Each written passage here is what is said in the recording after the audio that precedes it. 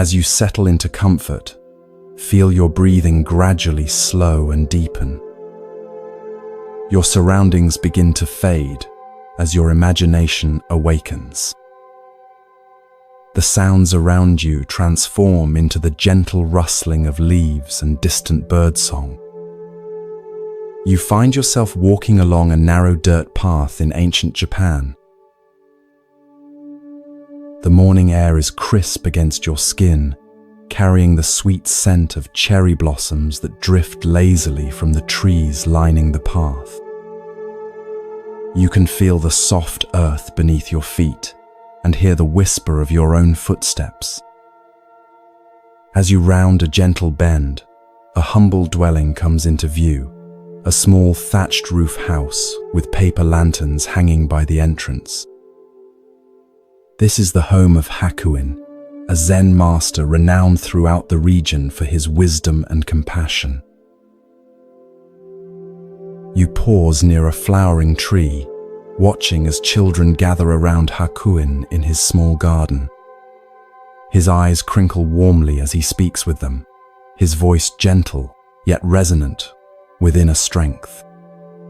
Villagers stop by throughout the morning, seeking his counsel on matters both mundane and profound.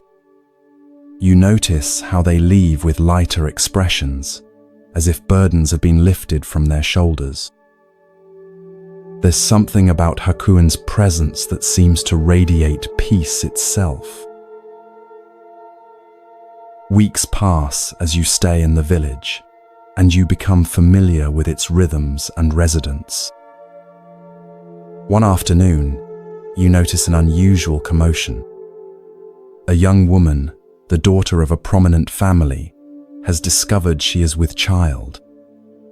You overhear the whispers as you pass the village well, see the concerned glances exchanged between neighbors. The situation takes a shocking turn when, under intense pressure from her parents, the young woman names Hakuin as the father. The next morning, drawn by raised voices, you find yourself standing near Hakuin's garden.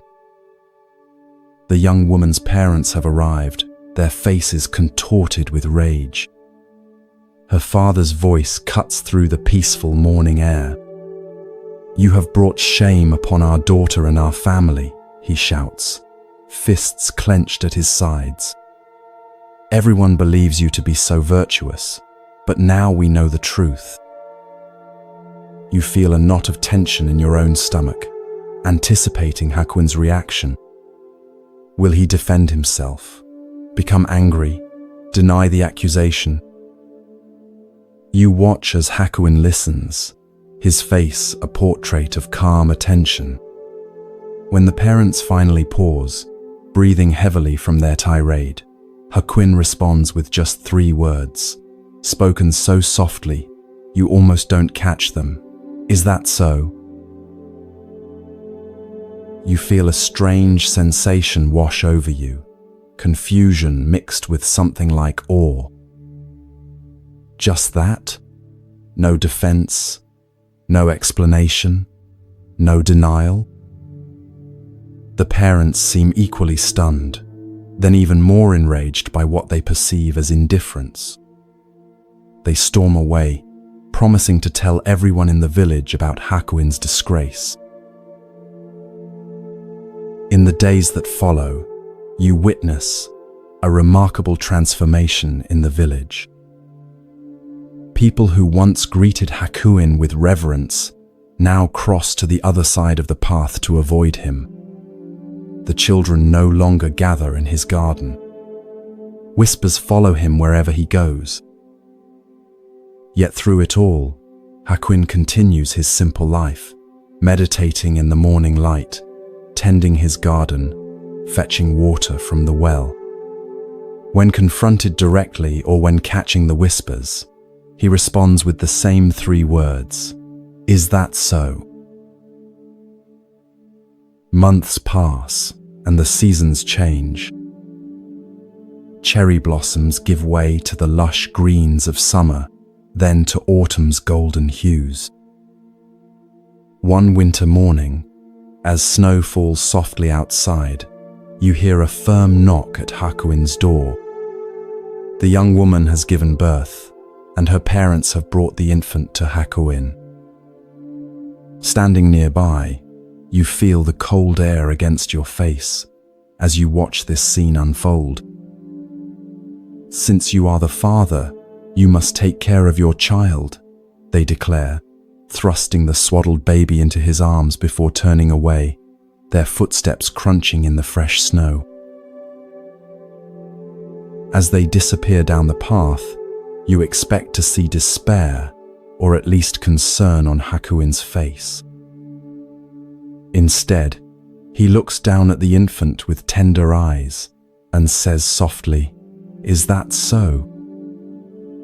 The baby whimpers, and without hesitation, Hakuin brings the child inside to the warmth of his humble home.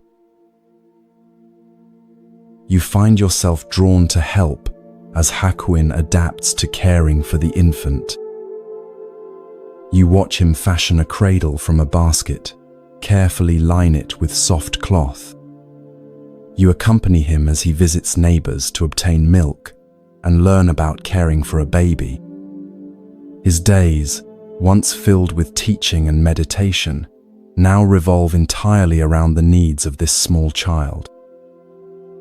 When villagers express shock or judgment, Hakuin simply responds, "Is that so?" Through changing seasons, you witness Hakuin's unwavering care for the child. You see him soothe the baby's cries in the middle of the night, fashion toys from simple materials, sing soft lullabies under the light of the moon. The baby's first smile, first tentative steps, all are met with Hakuin's quiet joy and presence. A full year passes in this way. Then one spring morning, as cherry blossoms again drift through the air, you notice the young woman and her parents approaching Hakuin's dwelling. Their faces are different now, drawn with shame rather than anger. You move closer, feeling your heart quicken with anticipation. The parents bow deeply before Hakuin, pressing their foreheads to the ground. "Master Hakuin," the father says, his voice breaking, "we have come to apologize and to tell you the truth. Our daughter has confessed that you are not the father of this child. The real father is a young man from the fish market. We are deeply ashamed of our accusations and the suffering we have caused you." The mother adds, "We have come to take the child back to our daughter, and we will tell everyone in the village the truth about your innocence." You watch Hakuin's face closely, searching for signs of resentment, relief, or vindication. You find none. With the same equanimity he has shown throughout this ordeal, Hakuin gently hands the child, whom he has cared for as his own for a full year, back to the grandparents. And as they express their profound regret and promises to restore his reputation, Hakuin responds with the same 3 words that have carried him through this entire journey. "Is that so?" Standing there in the soft morning light, witnessing this extraordinary demonstration of equanimity, you feel something shift within your own understanding. You begin to grasp the profound freedom that comes with Hakuin's response to life's circumstances, neither clinging to what is pleasant nor resisting what is difficult, but meeting each moment with open awareness. As you reflect on what you've witnessed, you realize that Hakuin's "Is that so?" was never indifference or resignation. It was the expression of a mind free from the tyranny of having to defend itself, explain itself, or identify with circumstances beyond its control. You recognize how differently you might have responded in his position, the energy you would have expended in defending your reputation, the resentment you might have harbored toward those who falsely accused you, the attachment you might have developed to a child you had cared for so deeply. You understand now that Hakuin's response reflects the Buddhist concept of upekkha, or equanimity, not a cold detachment, but a warm acceptance of reality as it unfolds. This is not about suppressing feelings, but finding a center of peace that remains steady, even as emotions rise and fall, like the depth of the ocean that remains calm, despite the waves on its surface. As you slowly return to your own reality, bring with you the question, where in your life might you respond with, "Is that so?"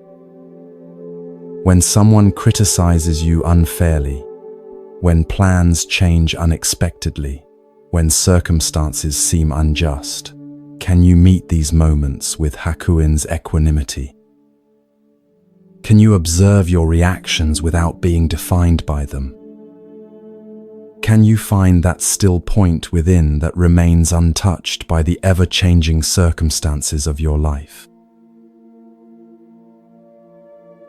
Hakuin's simple response offers a profound invitation to release our grip on how we think things should be and find freedom in accepting what is.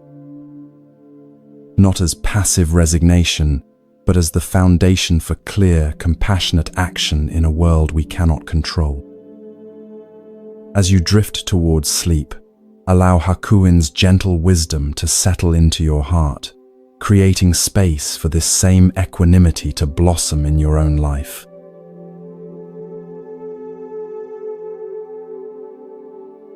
As you settle deeper into comfort, feel your breath becoming slower and more rhythmic.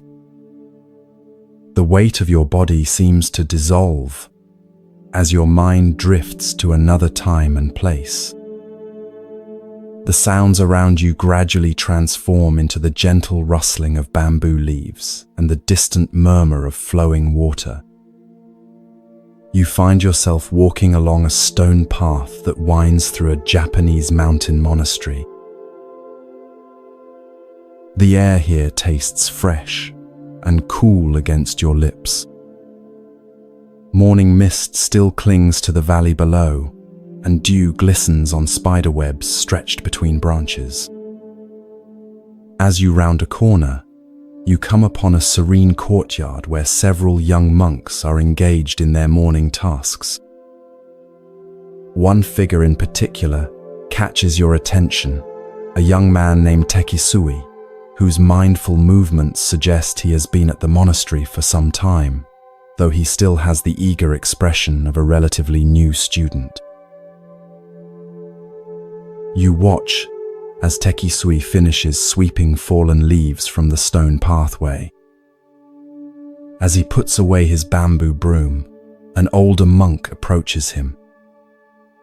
This is the Zen master Nissan, whose reputation for both wisdom and strictness has spread throughout the region. Though advanced in years, Nissan moves with surprising vigor, his eyes alert and penetrating beneath bushy white eyebrows. "Tekisui," the master calls, his voice carrying clearly across the courtyard. "Bring me a pail of water to cool my bath." You follow at a respectful distance as Tekisui bows and hurries to fulfill the request. He retrieves a wooden bucket from a small shed, then proceeds to a well in the center of another courtyard. The well is ancient, its stone rim worn smooth by generations of hands. With practiced movements, Tekisui lowers the bucket into the darkness, the rope sliding through his palms until you hear the distant splash below. He draws up the water, now heavy with its precious contents, and carries it carefully to where Master Nissan waits beside a large wooden tub. You can feel the cool moisture in the air as Tekisui pours the water into the bath, steam rising as it meets the hot water already there. When the bath is properly cooled, Tekisui stands back, apparently waiting to be dismissed. Instead of entering the bath, however, Nisan observes Tekisui closely. The young monk has taken the bucket, still containing a small amount of unused water, and is about to casually toss it onto the ground next to the bathhouse. "Stop!" Nisan's command cuts through the morning quiet like a knife. Tekisui freezes, the bucket tilted, water about to spill. He looks at his teacher with confusion. "You dunce," the master scolds, his voice stern but not unkind. "Why didn't you give the rest of the water to the plants? What right have you to waste even a drop of water in this temple?" You watch the color rise in Tekisui's face as he straightens the bucket. For a moment, he seems about to defend himself. After all, it's just a small amount of water. But something in Nisan's expression stops him. There is an intensity in the master's gaze that suggests this is no trivial matter. The courtyard has fallen completely silent. Even the birds seem to have paused their morning songs. In this stillness, you can almost feel the weight of the teaching that hangs in the air between master and student. Then something remarkable happens. As you observe Tekisui's face, you see a profound transformation, not just embarrassment or obedience, but a flash of genuine insight. His eyes widen slightly, and his posture shifts as understanding blossoms within him like a flower opening to the sun. Without another word, Tekisui turns and carefully carries the remaining water to a cluster of young herbs growing nearby. He pours it mindfully at their roots, ensuring that not a single drop is wasted. When he finishes, he turns back to Nisan and bows deeply, gratitude evident in every line of his body. "I understand now, Master," he says softly. Nisan nods once, satisfaction briefly crossing his weathered face. Then he proceeds with his bath as if nothing significant has transpired, while Tekisui continues with his daily tasks. But you, as an observer, can sense that everything has changed for the young monk. In that simple moment, that single drop of water, about to be thoughtlessly discarded, Tekisui attained Zen. The story could end here, but you feel drawn to follow Tekisui through the rest of his day, curious about how this revelation will manifest. You notice immediately that something is different in how he moves through the monastery. As he helps prepare the midday meal, every grain of rice receives his full attention. When he washes the wooden bowls afterward, he uses precisely the amount of water needed, no more, no less. Even his footsteps seem more deliberate, as if he suddenly understands that each movement carries significance beyond its immediate purpose. Later, you overhear him speaking with another young monk, who asks why he has become so meticulous. Tekisui smiles and says, "Today, I learned that nothing is just a drop of water. In that drop is the entire universe. How we treat the smallest things reflects how we understand the largest things. Years later, when Tekisui becomes a teacher himself, he changes his name to Tekisui, which means a drop of water. The simple lesson by the bath becomes the foundation of his teaching, a reminder that in Zen, enlightenment often comes not through grand revelations, but through mindful attention to the most ordinary aspects of daily life. As you gradually return to your own reality, consider the drops of water in your own life, those seemingly insignificant resources, moments, or opportunities that you might be overlooking or discarding without thought. Perhaps it's the last few minutes before you fall asleep, the leftovers from a meal, a brief exchange with a stranger, or even the unconscious patterns of your breathing.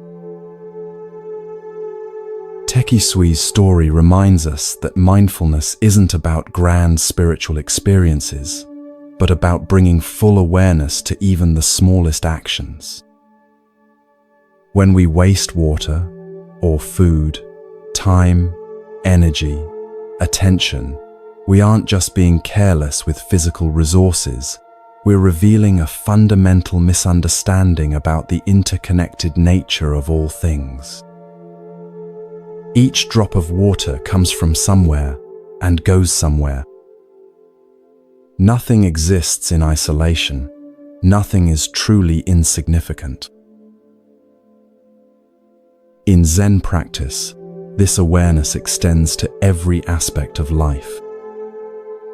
The way you wash your face in the morning, how you prepare a meal, the attention you bring to cleaning your home, all become opportunities for practice. All contain the entirety of the Buddhist path. As the 13th century Zen master Dogen taught, to study the Buddha way is to study the self. To study the self is to forget the self. To forget the self is to be actualized by myriad things. As you drift towards sleep, bring gentle awareness to the sensation of your breathing, each inhalation and exhalation like a precious drop of air being received and released.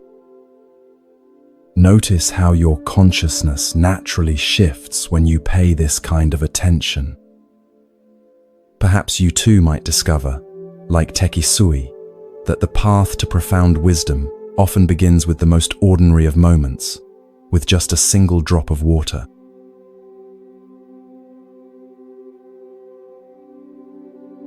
As you sink deeper into comfort, feel your breathing become slow and rhythmic. The boundaries between your conscious mind and the realm of dreams begin to soften. The gentle darkness behind your closed eyelids transforms, revealing a scene from long ago in medieval Japan. You find yourself walking along a winding mountain path as the late afternoon sun filters through ancient cedar trees. The path leads to a small hermitage, perched on a hillside overlooking a misty valley. This is the dwelling of Basue Tokusho, a renowned Zen master known throughout the region for his direct, penetrating teachings and his compassion for all seekers, regardless of their background or status. Unlike many teachers who remain cloistered in grand temples, Basue chose to live simply, making the wisdom of Zen accessible to farmers, merchants, and samurai alike. As you approach the hermitage, you notice Basue sitting on a weathered wooden platform outside his modest hut. His frame is thin but strong, like a wind-shaped pine. Though probably in his 60s, there is a timeless quality to his presence. His eyes, when they meet yours, are clear and penetrating, yet filled with warmth. Several disciples sit nearby, some preparing food, others copying sutras or tending to the small garden that provides vegetables for their simple meals. You observe as a messenger arrives, bowing respectfully, before presenting Baswe with a scroll. "Master," says the messenger, "I bring word from your disciple Iguchi. He has fallen gravely ill and believes he will not recover. He begs for your final teaching to guide him through his transition." Baswe receives the message with a thoughtful nod. You can see compassion wash across his features as he considers his response. One of the nearby disciples brings paper, inkstone, and brush. With deliberate movements, Baswe grinds the ink, his focus complete, as if this simple preparation is itself a teaching. When the ink reaches the perfect consistency, Baswe takes up his brush. You move closer, drawn by the intensity of his concentration. For a moment, he sits perfectly still, brush poised above the paper. Then, with fluid movements that reflect decades of spiritual practice, he begins to write. Though you stand just behind him, you cannot read the characters flowing from his brush. Yet something about the grace and certainty of his movements suggests that these are no ordinary words of comfort or religious platitude.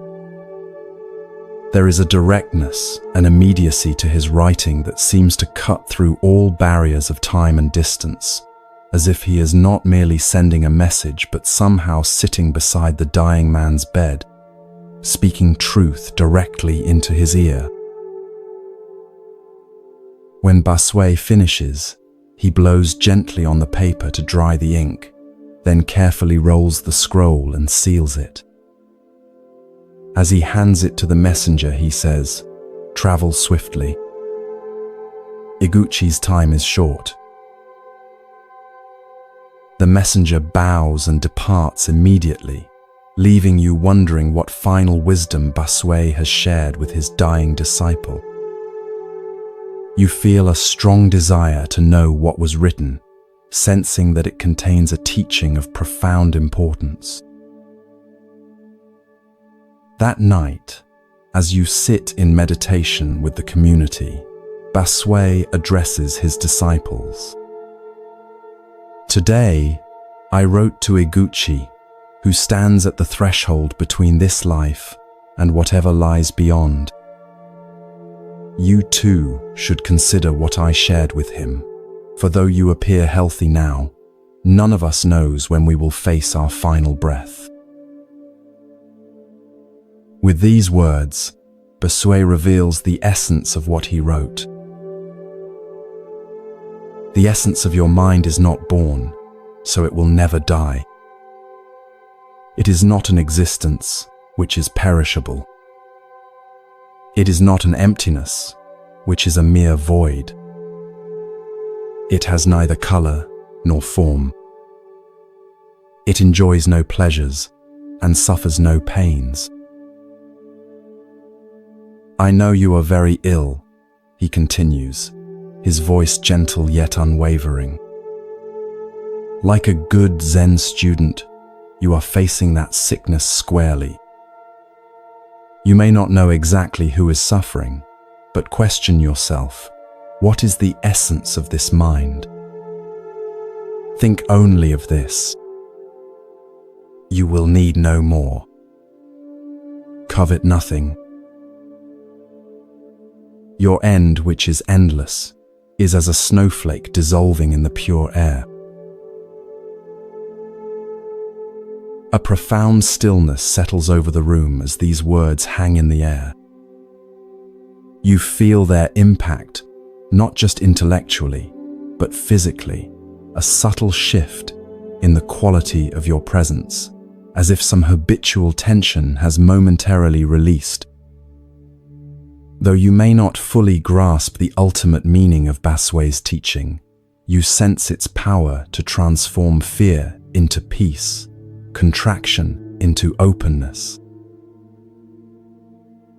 Later, you learn that when the messenger arrived at Iguchi's bedside and read Basui's letter, the dying man's face transformed.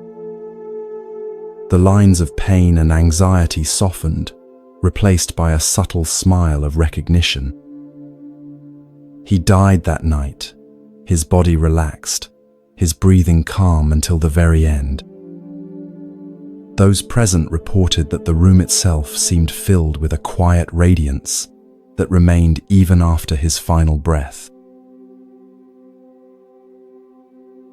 As the days pass, and you continue your stay near Basui's hermitage, you find yourself returning again and again to the words of his letter. The essence of your mind is not born, so it will never die.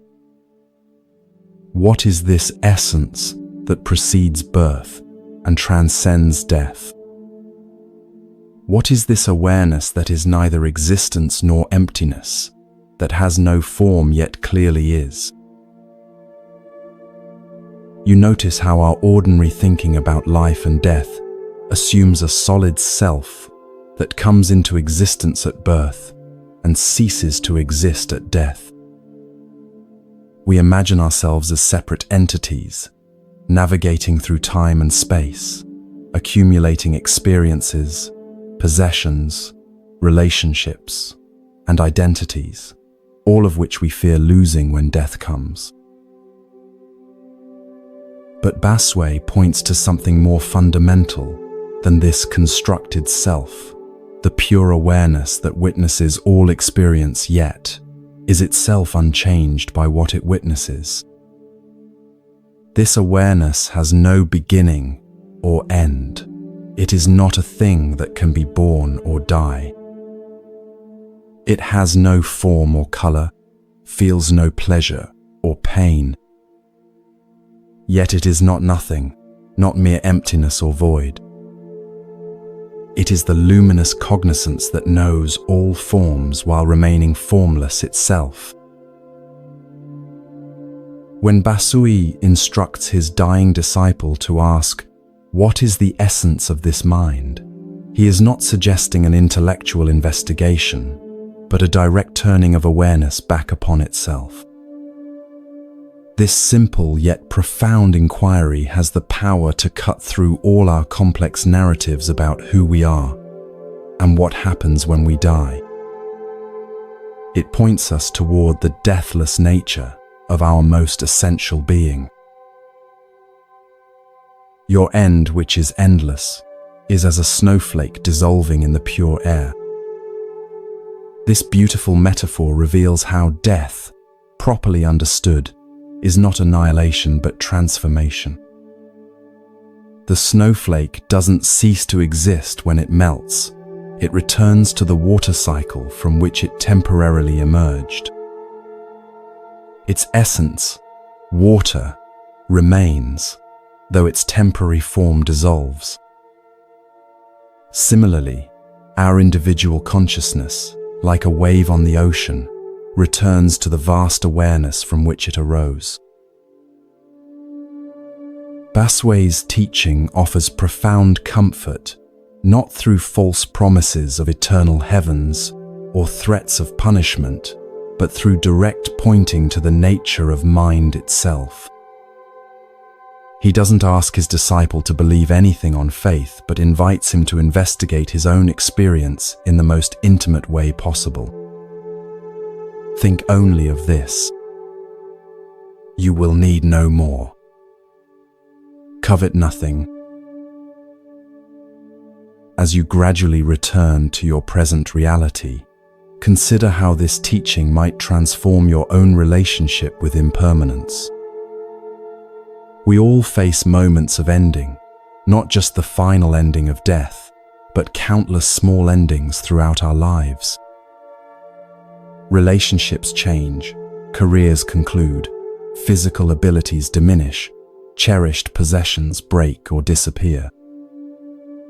Each of these endings offers an opportunity to ask Basui's essential question: what is the essence of this mind that witnesses all these changes?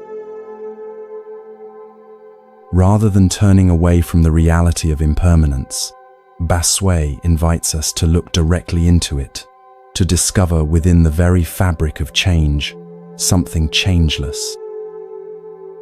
Not as an escape from the human experience of loss, but as a profound reconciliation with the true nature of existence. Like the dying Iguchi, we too might find that facing directly what we most fear becomes the doorway to our deepest peace. For, as Basui reminds us, the essence of your mind is not born, so it will never die.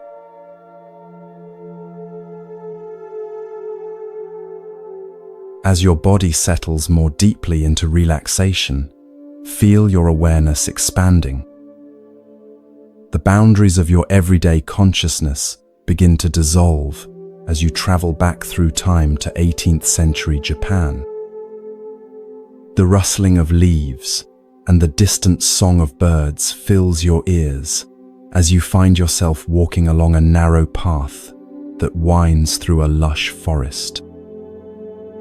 Ahead, you glimpse a magnificent temple complex nestled among ancient cedar trees. This is a renowned Shingon Buddhist temple, where scholars and monks gather to study sacred texts and engage in philosophical discourse. As you approach, you notice the elegant curves of the temple roof against the sky and hear the sonorous tones of a ritual bell. The atmosphere is charged with spiritual energy and intellectual vigor. You are drawn to a large hall where a crowd has gathered. Inside, seated on an elevated platform, is a monk in immaculate robes. This is Jun, a Shingon master known throughout Japan not only for his spiritual insight, but for his extraordinary scholarship. Fluent in Sanskrit, Chinese, and several other languages, he is revered as one of the most brilliant minds of his generation. Jun's voice carries clearly through the hall as he delivers a complex lecture on Buddhist philosophy, weaving together strands of thought from various traditions with impressive erudition. The assembled students, mostly monks and a few scholarly lay people, listen with rapt attention, occasionally nodding in appreciation of a particularly insightful point. You notice how they lean forward when he speaks, as if physically drawn to the knowledge he offers. After the lecture concludes, the students bow deeply and begin to disperse. You follow Jun as he returns to his private quarters, a simple room despite his elevated status. As he settles at his desk to review some ancient texts, a temple attendant appears at the door. "Master Jun," the attendant says with a bow, "a letter has arrived for you." He presents a simple scroll sealed with wax. Jun takes the scroll and carefully breaks the seal. As he reads, a subtle change comes over his face, a softening around the eyes, a slight smile playing at the corners of his mouth. You sense that this is no ordinary correspondence. "It is from my mother," he says quietly, almost to himself. Though he is now in his 50s, a respected master with hundreds of disciples, there is something childlike in his expression as he holds the letter. You find yourself able to read the letter over his shoulder, drawn into this intimate exchange between mother and son. The handwriting is simple but clear, the paper modest. The letter begins with tender inquiries about his health and expressions of maternal pride. But then, it takes an unexpected turn.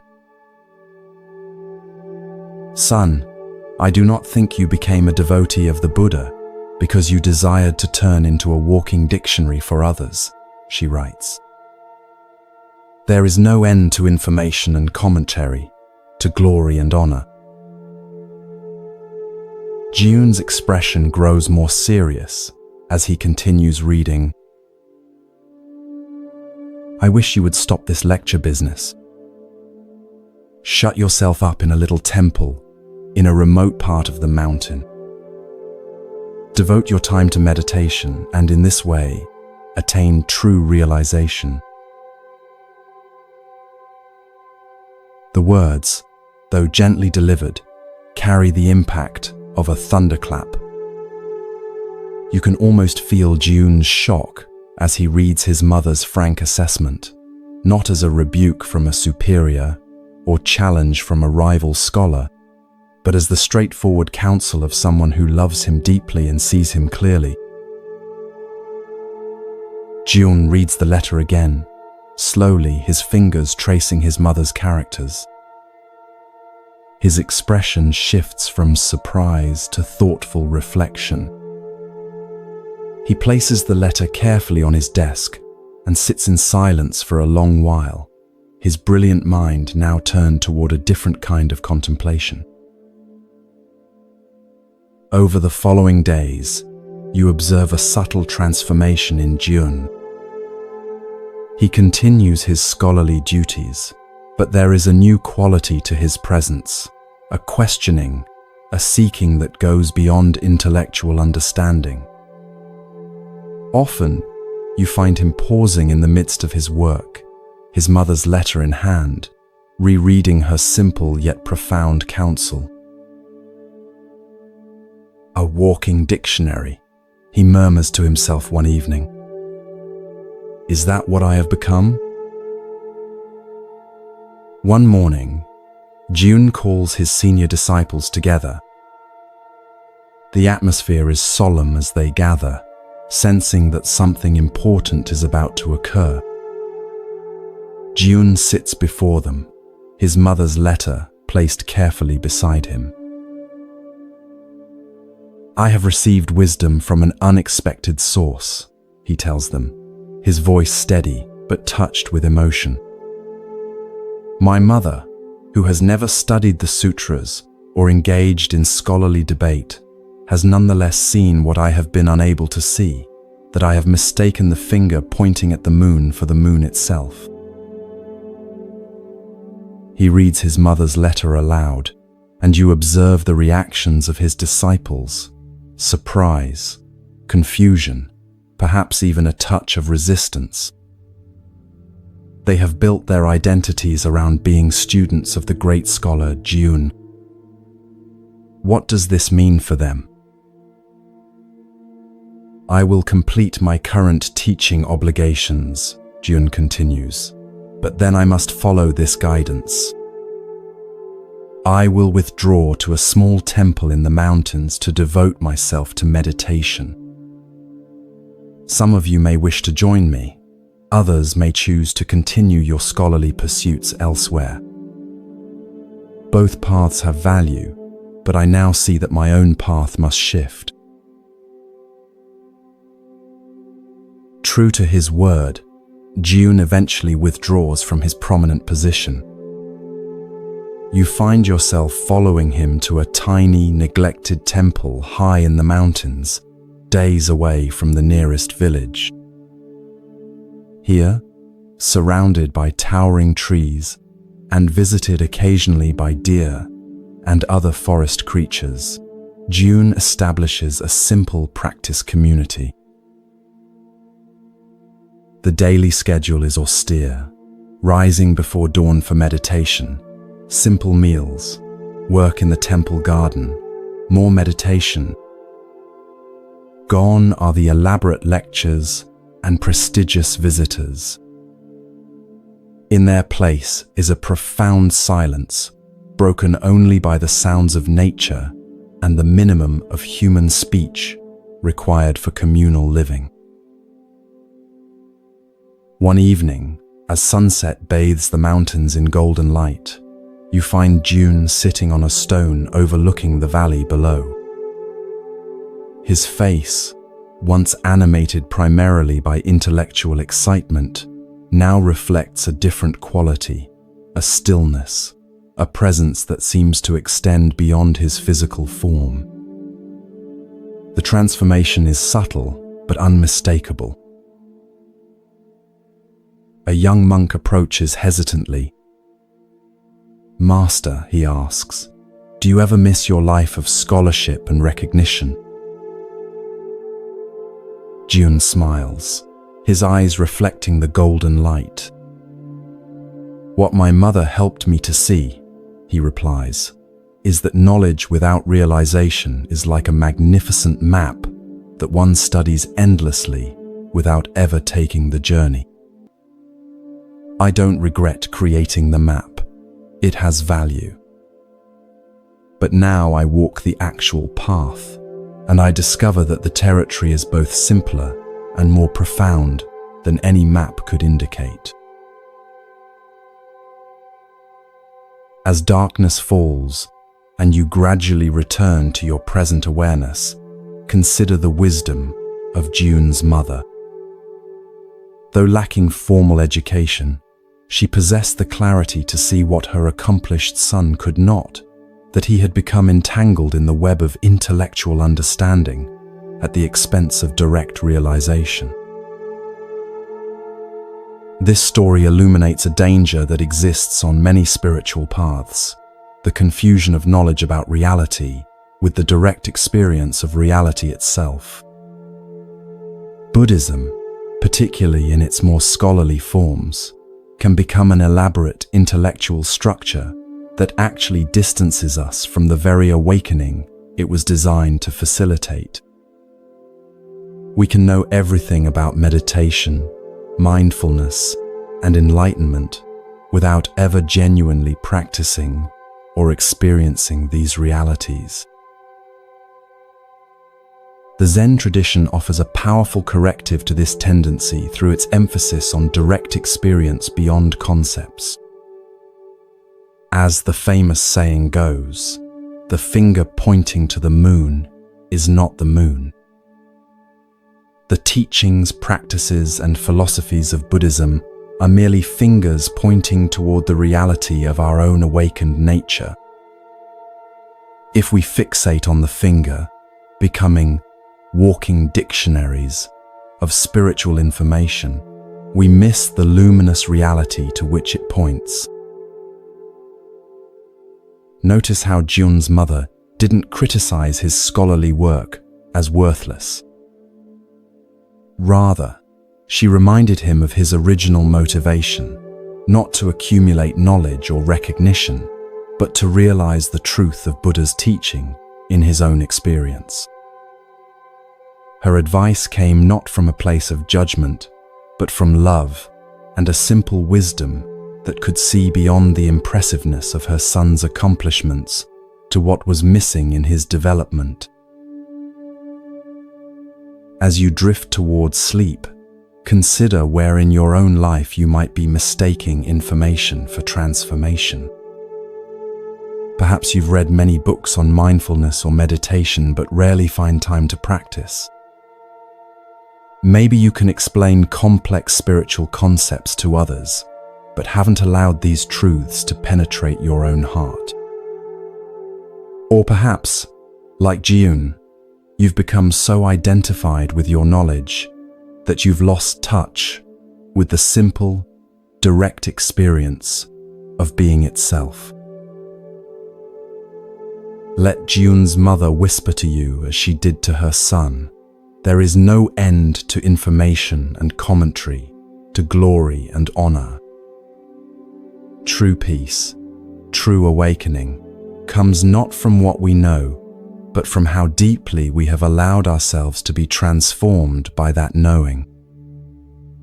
Sometimes the wisest voice is not the most educated or celebrated, but the one that speaks from simple clarity and compassionate truth. Sometimes that voice comes from within us, if only we would create enough silence to hear it.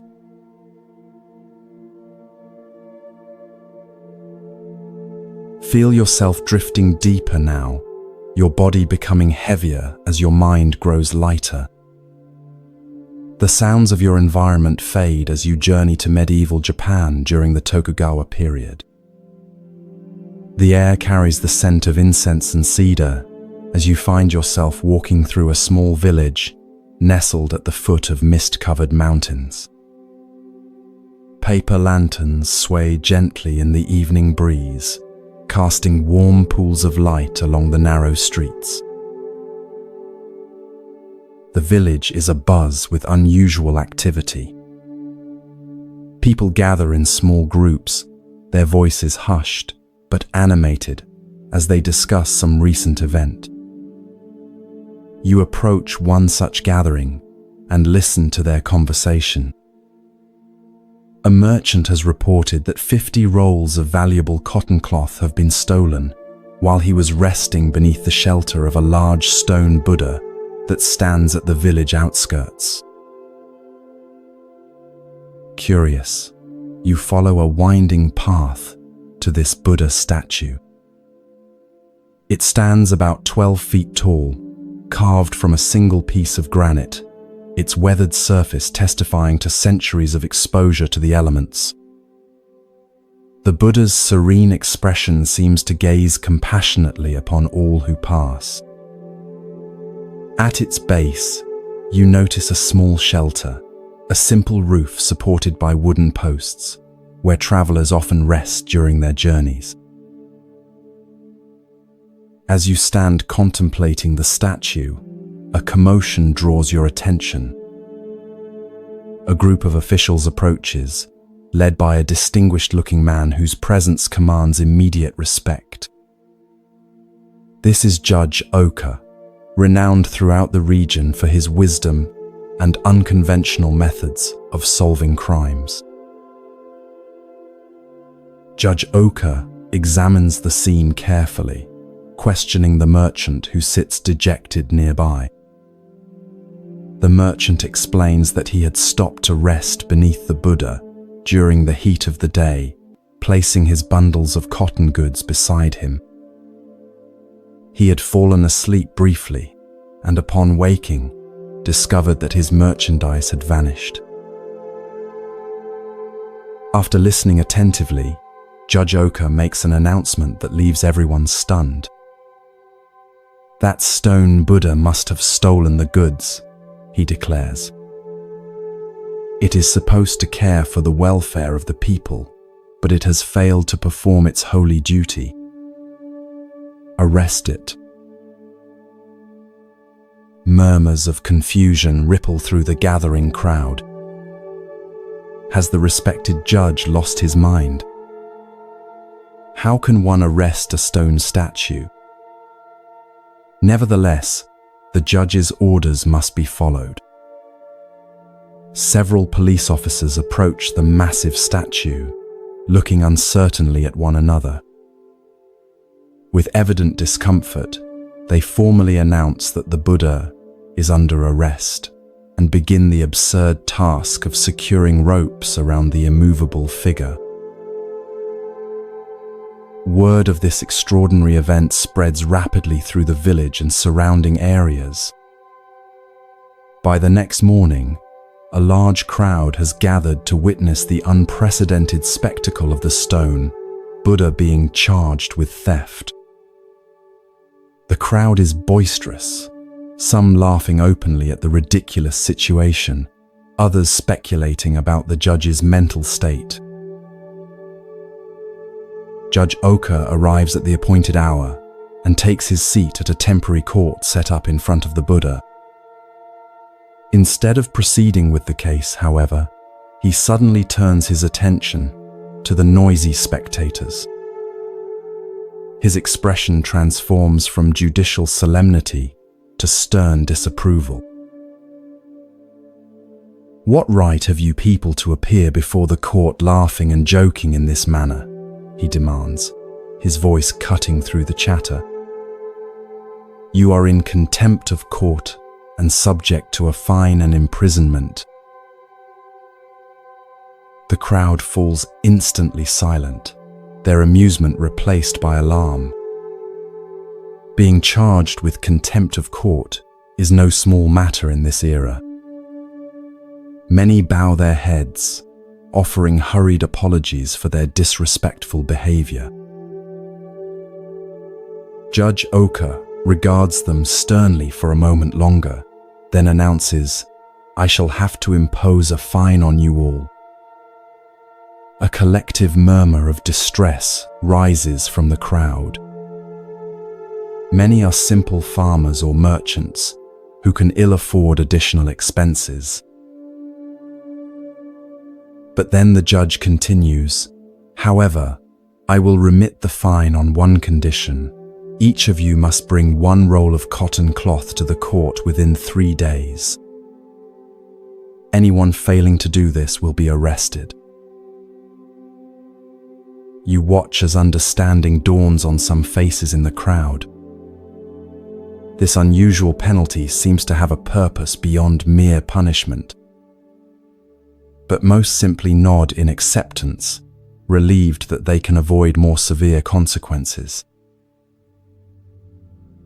3 days later, you join the villagers as they return to the stone Buddha, each carrying a roll of cotton cloth as instructed. The rolls are collected and arranged before the judge.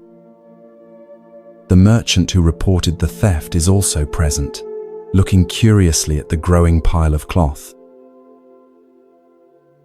Judge Oka instructs the merchant to examine each roll. As the merchant handles the fabric, his eyes suddenly widen. He holds up one particular roll, his hands trembling slightly. "This one," he says, his voice tight with emotion. "This is mine. I recognize the unique pattern and the small repair I made near the edge." All eyes turn to the person who brought that particular roll. A young man stands frozen at the edge of the crowd, his face draining of color. As the police move toward him, he falls to his knees, confessing immediately. He had seen the merchant sleeping, taken advantage of the opportunity to steal the goods, and hidden most of the rolls in his home. Judge Oka nods, seemingly unsurprised by this outcome. He orders the thief into custody and ensures that all 50 rolls of the merchant's cloth are recovered and returned. Then, with a gesture that surprises everyone, he instructs that the remaining rolls of cloth, those brought by innocent villagers to satisfy their fine, be returned to their owners. As the crowd disperses, you linger, watching Judge Oka as he approaches the stone Buddha. He looks up at the statue's serene face and offers a small bow, as if acknowledging a silent partnership. You realize that you've witnessed not just clever detective work, but a profound understanding of human nature.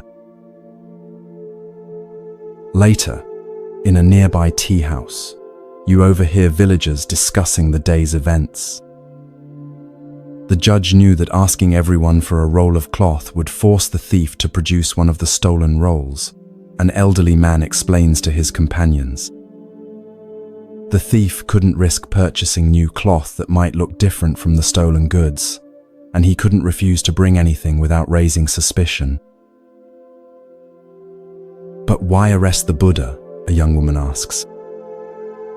"Why not simply order everyone to bring cloth from the beginning?" The old man chuckles. That's the genius of it. By creating such an unusual spectacle, arresting a stone Buddha, he ensured that everyone in the village and surrounding areas would hear about it and come to watch. Had he simply announced that he needed cloth from everyone, the thief might have stayed away. He sips his tea thoughtfully. And by charging the crowd with contempt, he created a reason to demand the cloth that seemed unrelated to the theft itself. The judge understood not just law, adds another villager, but also human nature. He knew how to use our curiosity, our desire to witness something extraordinary, even our tendency to make light of unusual situations, all to serve justice. As you reflect on what you've witnessed, you recognize the deeper wisdom in Judge Oka's unconventional approach. Rather than relying on force or threats to discover the thief, methods that might or might not have succeeded, he created conditions where the truth would naturally reveal itself. Like a skilled Zen master, he understood that direct confrontation often creates resistance, while indirect methods can lead to revelation. The judge also demonstrated a principle central to Zen practice, that apparent absurdity can sometimes be the most direct path to truth. The notion of arresting a stone Buddha was, on its face, ridiculous. Yet this very absurdity created the perfect conditions for truth to emerge. Similarly, many Zen koans appear nonsensical on the surface, but are designed to break through our habitual patterns of thinking to reveal deeper insights. Perhaps most importantly, Judge Oka's method embodied compassion alongside justice. Rather than subjecting the entire village to house searches or aggressive interrogations, he created a situation where only the guilty party would be revealed. The innocent were briefly inconvenienced, but ultimately unharmed. Even the thief was given the opportunity to surrender the stolen goods and face the consequences of his actions in a relatively dignified manner. As you drift deeper towards sleep, consider where in your own life you might apply Judge Oka's wisdom. Where might indirect approaches be more effective than direct confrontation? How might apparent absurdity or playfulness create openings where seriousness creates walls? And how might you reveal truth without unnecessary harm to others? Like the stone Buddha with its enigmatic smile, sometimes the most profound wisdom appears in unexpected forms.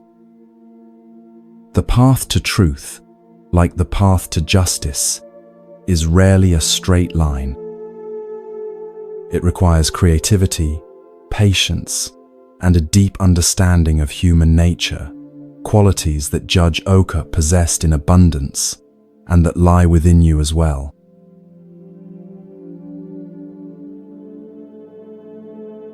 Feel your body becoming heavier as your mind drifts deeper into relaxation. The boundaries between waking and dreaming begin to blur as you find yourself transported to a small farming village in ancient Japan. The air carries the earthy scent of rice fields and wood smoke as you walk along a narrow path winding between modest thatched homes. Children play with simple toys in the dirt, while adults tend to their daily tasks with practiced hands. You notice that despite the village's evident poverty, a small temple sits at its center, a humble wooden structure, but clearly built and maintained with care. From where you stand, you can see through its open doors to an altar where a bronze Buddha statue rests, its metal surface gleaming softly in the light of butter lamps. Villagers occasionally pause in their work to bow respectfully as they pass by the temple, some stopping briefly to offer a simple prayer. Among the villagers, one man draws your attention. Unlike the others, whose weathered faces reflect lives of hardship balanced with simple joys, this man's expression carries a peculiar intensity. He moves with purpose, his eyes often drawn to the temple as he goes about his work. Something about his demeanor suggests a complicated relationship with the sacred building and what it contains. As twilight approaches and the village activity quiets, you watch this man approach the temple. He removes his sandals and enters with a deep bow. From your vantage point, you can see him kneel before the Buddha statue, his head bowed in apparent devotion. He lights incense, its fragrant smoke curling upward in delicate spirals. He seems to be praying with unusual fervor, occasionally touching his forehead to the ground in prostration. This continues for some time, until the temple is empty of other visitors. As darkness falls outside, something unexpected happens. The man looks around carefully to ensure he is alone, then reaches into his sleeve and pulls out a small container. With deliberate movements, he opens it to reveal what appears to be black ink. To your astonishment, he dips his finger into the ink and reaches toward the Buddha statue's face. With careful precision, he paints the Buddha's nose black. You watch in bewilderment, trying to understand this strange act. Is it vandalism? Sacrilege? But the man's expression shows no malice. If anything, there's a curious mixture of reverence and mischief in his eyes. When he finishes, he bows deeply once more and leaves the temple as respectfully as he entered, returning to his home in the gathering darkness. The next morning, the village stirs with excitement and concern. The Buddha statue's black nose has been discovered, and people gather at the temple, their voices a mixture of outrage and bewilderment. Who would dare to deface the sacred image? What might this sacrilege mean for the village? Will the gods send misfortune as punishment? The village headman decides to keep watch that night. Hidden in the shadows of the temple, he waits patiently for the culprit to return. Sure enough, as midnight approaches, the same man enters, performs his devotions, and once again carefully repaints the Buddha's nose, which had been cleaned earlier that day. The headman steps from the shadows. "Why are you doing this?" he demands, his voice stern but controlled. "Do you not fear the consequences of defacing our sacred Buddha?" The man turns, startled, but not afraid. After a moment of silence, he speaks with unexpected sincerity. "Honored headman, I mean no disrespect. This Buddha has been in our village for generations, watching over us through floods and droughts, through good harvests and bad. I paint his nose black because I wish him to remain with us." The headman's brow furrows in confusion. How does painting the Buddha's nose black keep him with us?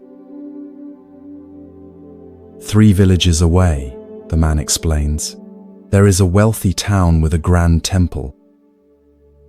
I have heard their priests speak of acquiring our Buddha for their collection, saying it is wasted in such a poor village. But who would want a Buddha with a black nose? By making him imperfect in their eyes, I make sure he remains perfect for our needs, here, among those who truly love him, not for his beauty but for his presence in our lives. The headman stands silent, absorbing this unexpected explanation. What had seemed like desecration now reveals itself as an act of profound, if unorthodox, devotion. After careful consideration, he nods slowly. Your heart is pure, though your methods are strange. The Buddha sees intention, not appearance. But from now on, let us find another way to protect our temple treasure. In the days that follow, the village devises a simpler solution. They remove the valuable bronze Buddha to a safe hiding place and replace it with a wooden replica. The black-nosed original is brought out only for special ceremonies. Its imperfection, now understood by the villagers as a mark of their community's unique relationship with the divine. What began as a seeming act of irreverence has transformed into a deeper understanding of true reverence. As this story settles into your awareness, consider its subtle wisdom about the nature of true devotion. On the surface, painting the Buddha's nose black appears disrespectful, a violation of the conventional ways we honor what we consider sacred. Yet beneath this apparent irreverence lay a deeper reverence, a sincere desire to keep the Buddha present in the community that truly valued him. This paradox, that apparent irreverence can sometimes contain profound reverence, appears throughout the Zen tradition. Consider the famous Zen saying, "If you meet the Buddha on the road, kill him." On its face, this appears shockingly irreverent. Yet its deeper meaning points to the danger of becoming attached to external forms and symbols of enlightenment rather than realizing the Buddha nature within yourself. Sometimes, what appears to be spiritual irreverence is actually a protection against the more subtle sacrilege of mistaking the finger for the moon, the symbol for what it symbolizes. The villager with his pot of black ink understood something that the wealthier temple with its collection of perfect statues did not, that the value of the Buddha image lay not in its artistic perfection or material worth, but in its living presence within a community of sincere practitioners. By making the statue imperfect, in conventional terms, he preserved its perfect function, to serve as a focus for genuine devotion. In your own spiritual practice, notice where you might be confusing outer perfection with inner sincerity. Perhaps you've been hesitant to meditate because you can't sit in perfect posture for extended periods. Maybe you've avoided certain practices because you can't perform them exactly as prescribed. Or perhaps you've judged your practice as inadequate because it doesn't match some idealized image of what spirituality should look like. The black-nosed Buddha reminds us that true reverence often lies in the sincerity of our intention rather than the perfection of our form. Sometimes, what appears as an imperfection from one perspective is precisely what makes something perfect for its true purpose. The crack in the temple bell that gives its ring a distinctive tone, the worn prayer beads that carry the devotion of generations in their smooth surfaces, the simple home altar that may not impress visitors but holds genuine meaning for the family. These imperfections can be the very markers of authentic spiritual life. As you drift deeper towards sleep, consider what black-nosed Buddhas might exist in your own life, those apparently imperfect elements that actually serve a perfect purpose. Can you, like the village headman, shift your perspective to see the deep reverence that might lie within apparent irreverence? Can you recognize how what seems flawed from one perspective might be precisely what makes something valuable from another? Perhaps the greatest wisdom of the black-nosed Buddha is the reminder that the sacred doesn't need our protection nearly as much as it needs our sincere connection.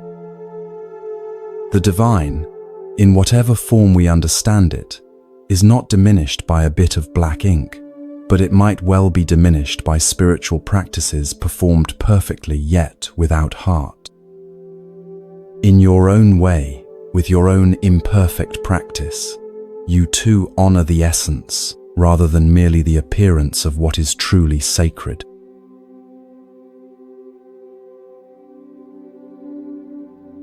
Allow your body to release any remaining tension as you sink deeper into comfortable relaxation.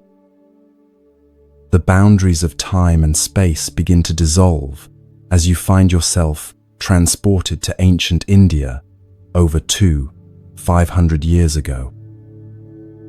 The air is warm and fragrant with the scent of tropical flowers as you approach a serene hillside known as Vulture Peak. The setting sun bathes everything in golden light, casting long shadows across the lush landscape. You notice a large gathering on the hillside, hundreds of monks in simple robes seated in concentric semicircles. Their faces reflect attentive anticipation as they wait in perfect stillness. At the center of this human lotus flower sits Gautama Buddha himself, his presence radiating both profound peace and alert awareness. You recognize many of his chief disciples: Ananda with his compassionate expression, serious Sariputra known for his intellectual brilliance, and the elderly Mahakashyapa, whose weathered face reflects decades of dedicated practice. This appears to be no ordinary assembly. Word has spread that the Buddha will deliver an important discourse today, and monks have traveled from throughout the region to hear his teaching. As you find a place among them, you sense the collective anticipation, a shared expectancy that wisdom of particular significance will soon be revealed. The Buddha sits in perfect meditation posture, his eyes gently open, his hands resting in his lap. The assembly waits in respectful silence. Minutes pass. The silence deepens. You notice how the quality of the silence itself seems to shift from expectant to questioning to, finally, a spacious receptivity that transcends the need for words. Without speaking, the Buddha slowly raises his right hand. Between his fingers, he holds a single white lotus flower, freshly picked and still glistening with morning dew. He makes no gesture with it, offers no explanation. He simply holds it up before the assembly, his gaze moving slowly across the gathered disciples. The monks appear confused. They exchange questioning glances. Is this a new teaching method? Is there symbolic significance to the flower that they should understand? Is the Buddha waiting for a particular question before beginning his discourse? A subtle restlessness ripples through the assembly as the silent moments extend into minutes. Throughout the gathering, only one response emerges that differs from the general confusion. Mahakashyapa, seated near the front, looks at the Buddha and the flower, and his face breaks into a gentle smile. It's not a smile of amusement or even just appreciation, but one of profound recognition, as if through this wordless gesture, something essential has been perfectly communicated between master and disciple. The Buddha's eyes meet Mahakashyapa's, and his own face mirrors the smile. Then, finally breaking the silence, the Buddha speaks. I possess the true Dharma I, the marvelous mind of nirvana, the true form of the formless, the subtle Dharma gate that does not rest on words or letters, but is a special transmission outside of the scriptures. This I entrust to Mahakashyapa. With these words, something momentous has occurred, though many present don't yet realize it. In this seemingly simple exchange, the Buddha has transmitted the essence of Zen, acknowledging Mahakashyapa as the first patriarch of what will eventually become the Zen lineage. A teaching too profound for words has been passed through a silent understanding, through nothing more than a flower and a smile. As the assembly disperses, you notice some disciples gathering around Ananda, the Buddha's attendant, known for his perfect memory and detailed recounting of all the Buddha's teachings. What was the meaning of the flower? They ask. What did the master intend to convey? And why did he single out Mahakashyapa? Ananda, for once, has no explanation to offer. His specialty has always been remembering and clarifying the Buddha's verbal teachings. This wordless transmission lies outside his expertise. Something unprecedented has occurred, a direct pointing to reality itself, beyond the capacities of language, beyond even the brilliant conceptual frameworks of Buddhist philosophy. Later, you find yourself near Mahakashyapa, who sits quietly beneath a Bodhi tree, his face still carrying a trace of that knowing smile. A younger monk approaches him hesitantly. Master, the young monk asks, what did you understand when the Buddha held up the flower? What insight caused you to smile? Mahakashyapa looks at the young monk with kind eyes.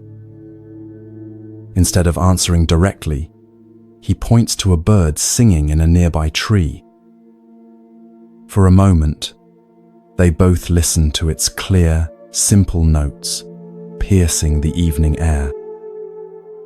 Then Mahakashyapa asks, "Do you hear that?"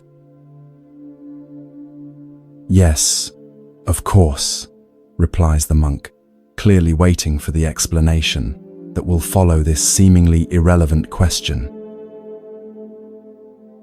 "That is your answer," says Mahakashyapa. The young monk's face registers confusion, then frustration. He begins to frame another question, but Mahakashyapa gently places his hand on the young monk's shoulder and smiles again, the same smile that had answered the Buddha's flower. In that moment, something shifts in the young monk's expression. Perhaps he hasn't fully understood, but he has glimpsed that what Mahakashyapa is pointing to lies beyond the realm of explanations. This simple yet profound story marks what many consider the birth of Zen Buddhism. In this flower sermon, as it came to be known, we witness the emergence of a tradition that would place special emphasis on direct transmission of wisdom beyond words and concepts. While other Buddhist schools developed elaborate philosophical systems and extensive commentaries on the sutras, Zen would maintain this focus on immediate, wordless insight, the direct perception of reality unmediated by conceptual thought. What was it that Mahakashyapa understood when he saw the Buddha's flower? What caused him to smile while others sat in confusion? The story itself refuses to explain, and this refusal is integral to its teaching. If Mahakashyapa's realization could be captured in words, the Buddha would simply have spoken those words rather than holding up the flower.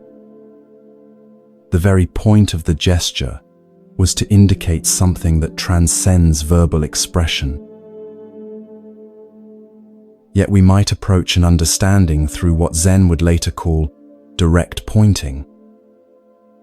Perhaps Mahakashyapa saw not just a flower but flower nature in its completeness, the entire universe expressing itself as this particular flower in this particular moment. Perhaps he recognized that the flower, the Buddha, himself, and all of existence were not separate entities, but manifestations of a single, seamless reality. Perhaps he understood that the truth the Buddha had been teaching through countless sermons was fully present in this simple, wordless gesture, immediate, perfect, and complete. The smile itself is significant. It wasn't the smile of someone who has figured out a puzzle or grasped a new concept. It was the smile of recognition, the response of one who sees something so simple and obvious that it bypasses the thinking mind entirely. It's the smile that might arise when you suddenly recognize an old friend in a crowd, or when you awaken from a confusing dream to the clarity of ordinary reality. It's not about acquiring new knowledge, but about recognizing what has been present all along. This story reminds us that spiritual truth is not primarily a matter of accumulating concepts, refining beliefs, or mastering texts, though these may have their place.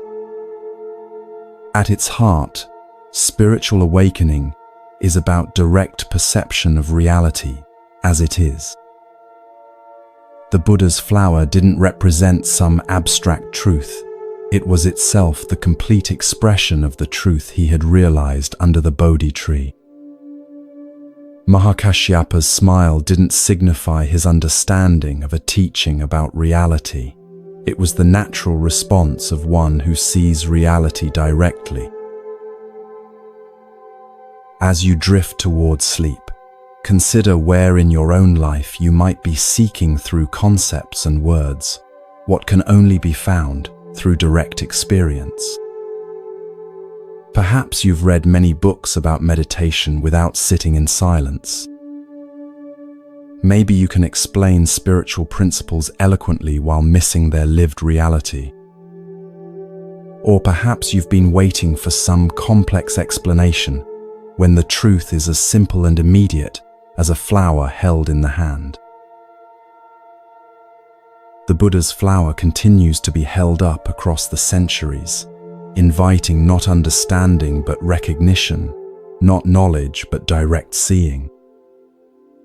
Like Mahakashyapa, you too carry the capacity for that recognition, the ability to perceive, beyond all concepts and explanations, the simple wonder of existence as it expresses itself in each moment.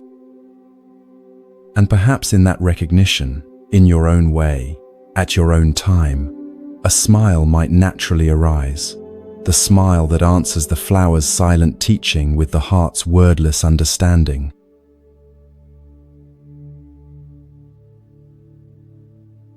Feel yourself sinking deeper into peaceful relaxation, your body becoming heavier as your mind grows lighter. The gentle darkness behind your closed eyelids transforms into a scene from late 19th century Japan, during the Meiji era, a time of rapid modernization when Western influences were dramatically changing the country's ancient ways.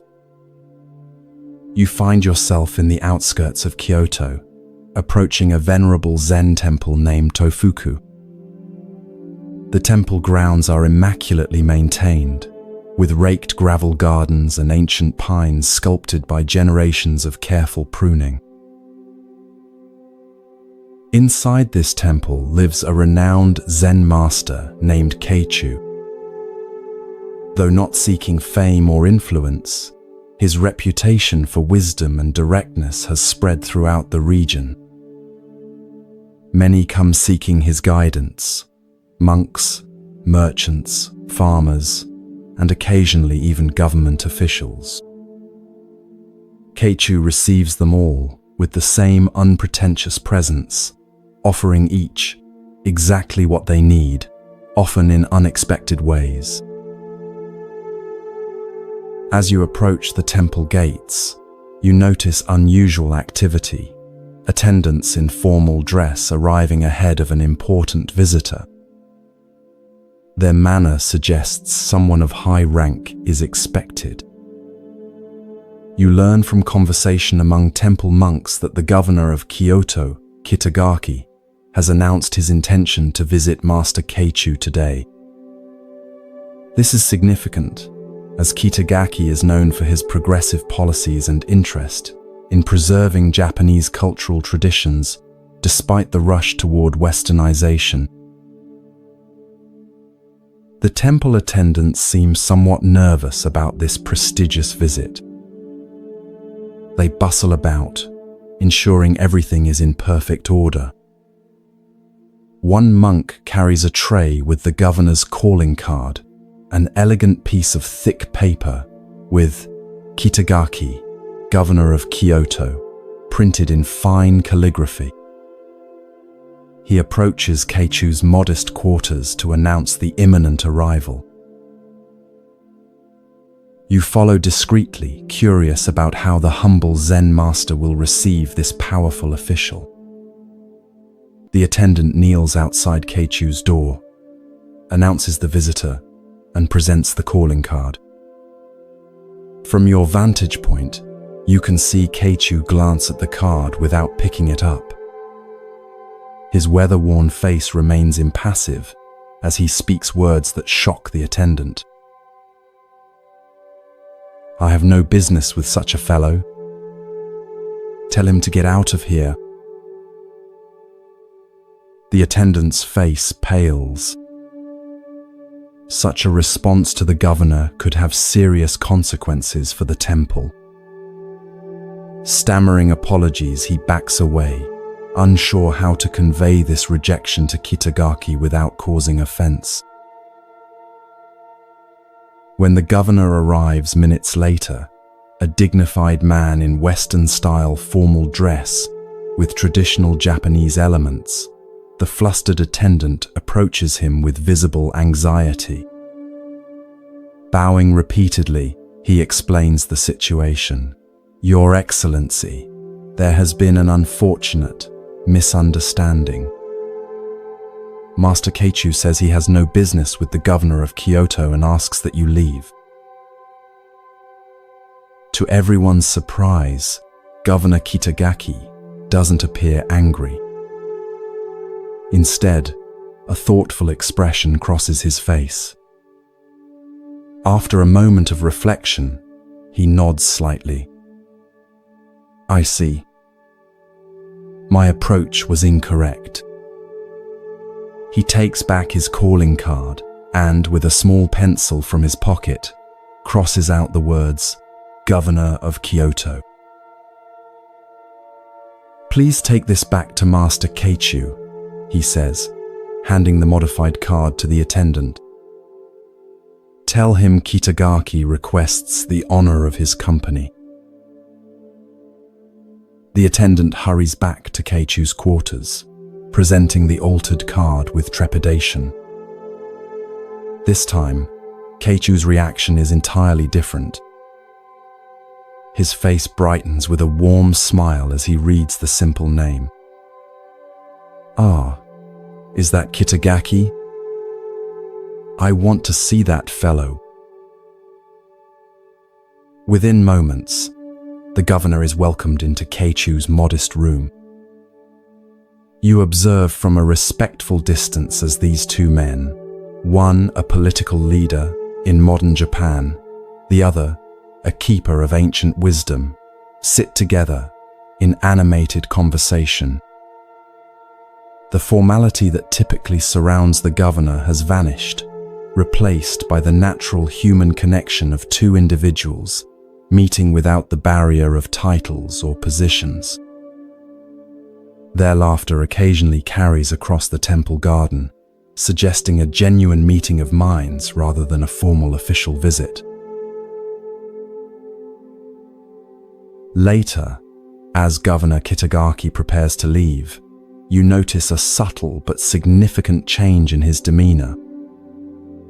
He moves with the same authority as before, but there's a new lightness to his step, a clarity in his gaze that wasn't present when he arrived.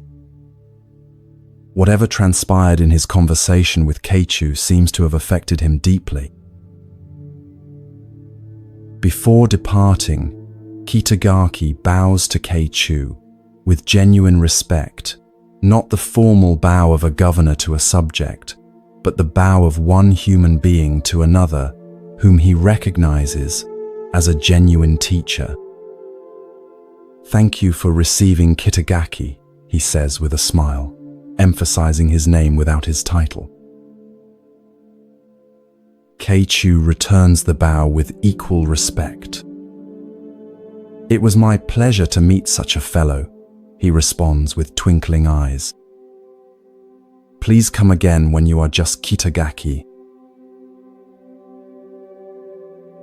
This simple story reveals a profound truth about human connection and the barriers we place between ourselves and authentic experience. Master Keichu's refusal to meet with the governor of Kyoto wasn't rudeness or political statement. It was a direct pointing to a deeper reality that Kitagaki himself immediately understood once it was brought to his attention. By refusing to receive the governor but welcoming Kitagaki the man, Keichu demonstrated the Zen principle of seeing beyond social roles to the essential nature beneath. Titles, positions, and social identities, what Zen might call form, are necessary conventions for organizing society. But when we identify too strongly with these roles, we create barriers that prevent genuine human connection and direct experience of reality. We begin to believe we are our titles, forgetting the unnameable essence that lies beneath all such designations. Governor Kitagaki showed remarkable wisdom in his response. Rather than taking offense, he immediately understood the teaching being offered. By literally crossing out his title, he performed a physical act that represented a deeper psychological shift, temporarily setting aside his social identity to meet the Zen master as one human being to another. This willingness to step outside his official role, even briefly, allowed for an authentic exchange that would have been impossible within the constraints of formal hierarchy. We all carry calling cards that announce our identities to the world, not just our professional titles, but all the ways we define and present ourselves to others. Parent, spouse, expert, achiever, helper, victim, these identities serve practical purposes in social interaction, but they can also become prisons that limit our capacity for genuine presence and connection. Zen practice invites us to periodically cross out these identities, not to discard them entirely, as they serve necessary functions in daily life, but to recognize that they are not who we fundamentally are. When we can set aside our curated self-images and meet life directly, without the filter of our accumulated identities, we open ourselves to the kind of authentic exchange that Kitagaki and Keichu enjoyed. Consider your own various titles and how they might be both useful and limiting. Perhaps being known as the responsible one ensures that others trust you, but prevents them from seeing your playful side. Maybe your identity as the expert in your field brings professional recognition, but makes it difficult to admit when you don't know something.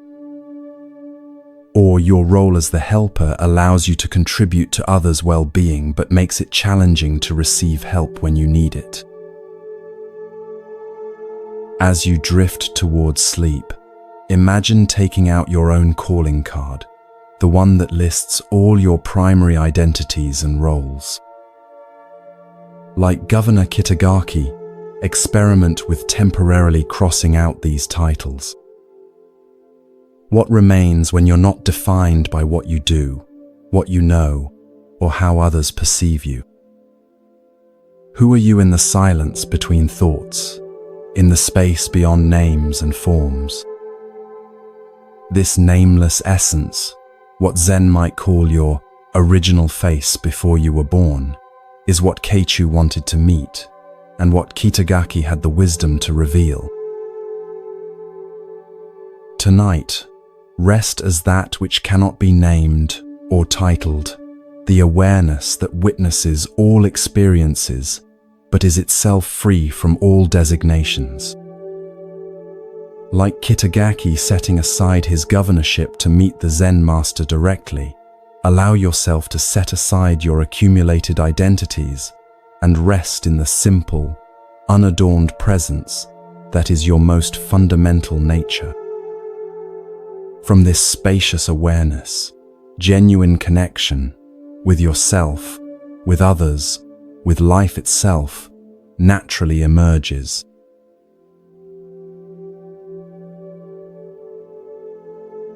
Feel your body becoming increasingly relaxed with each breath. Your thoughts beginning to quiet as you journey to another time and place. The modern world fades away as you find yourself in a traditional Japanese Zen monastery nestled among misty mountains. The air carries the scent of pine and wood smoke as you approach a cluster of simple wooden buildings surrounded by carefully tended gardens. This is the monastery of the renowned Zen master Bankei, whose teaching of the unborn Buddha mind has attracted students from throughout Japan. Unlike many strict Zen teachers of his era, Bankei is known for his compassionate approach and ability to express profound truths in language accessible to everyone, from scholarly monks to illiterate farmers. His monastery houses both dedicated disciples who have trained for many years and newcomers just beginning their spiritual journey. You find yourself drawn to the monastery kitchen, where the day's first meal is being prepared. Steam rises from large pots of rice as monks move with focused attention through their assigned tasks.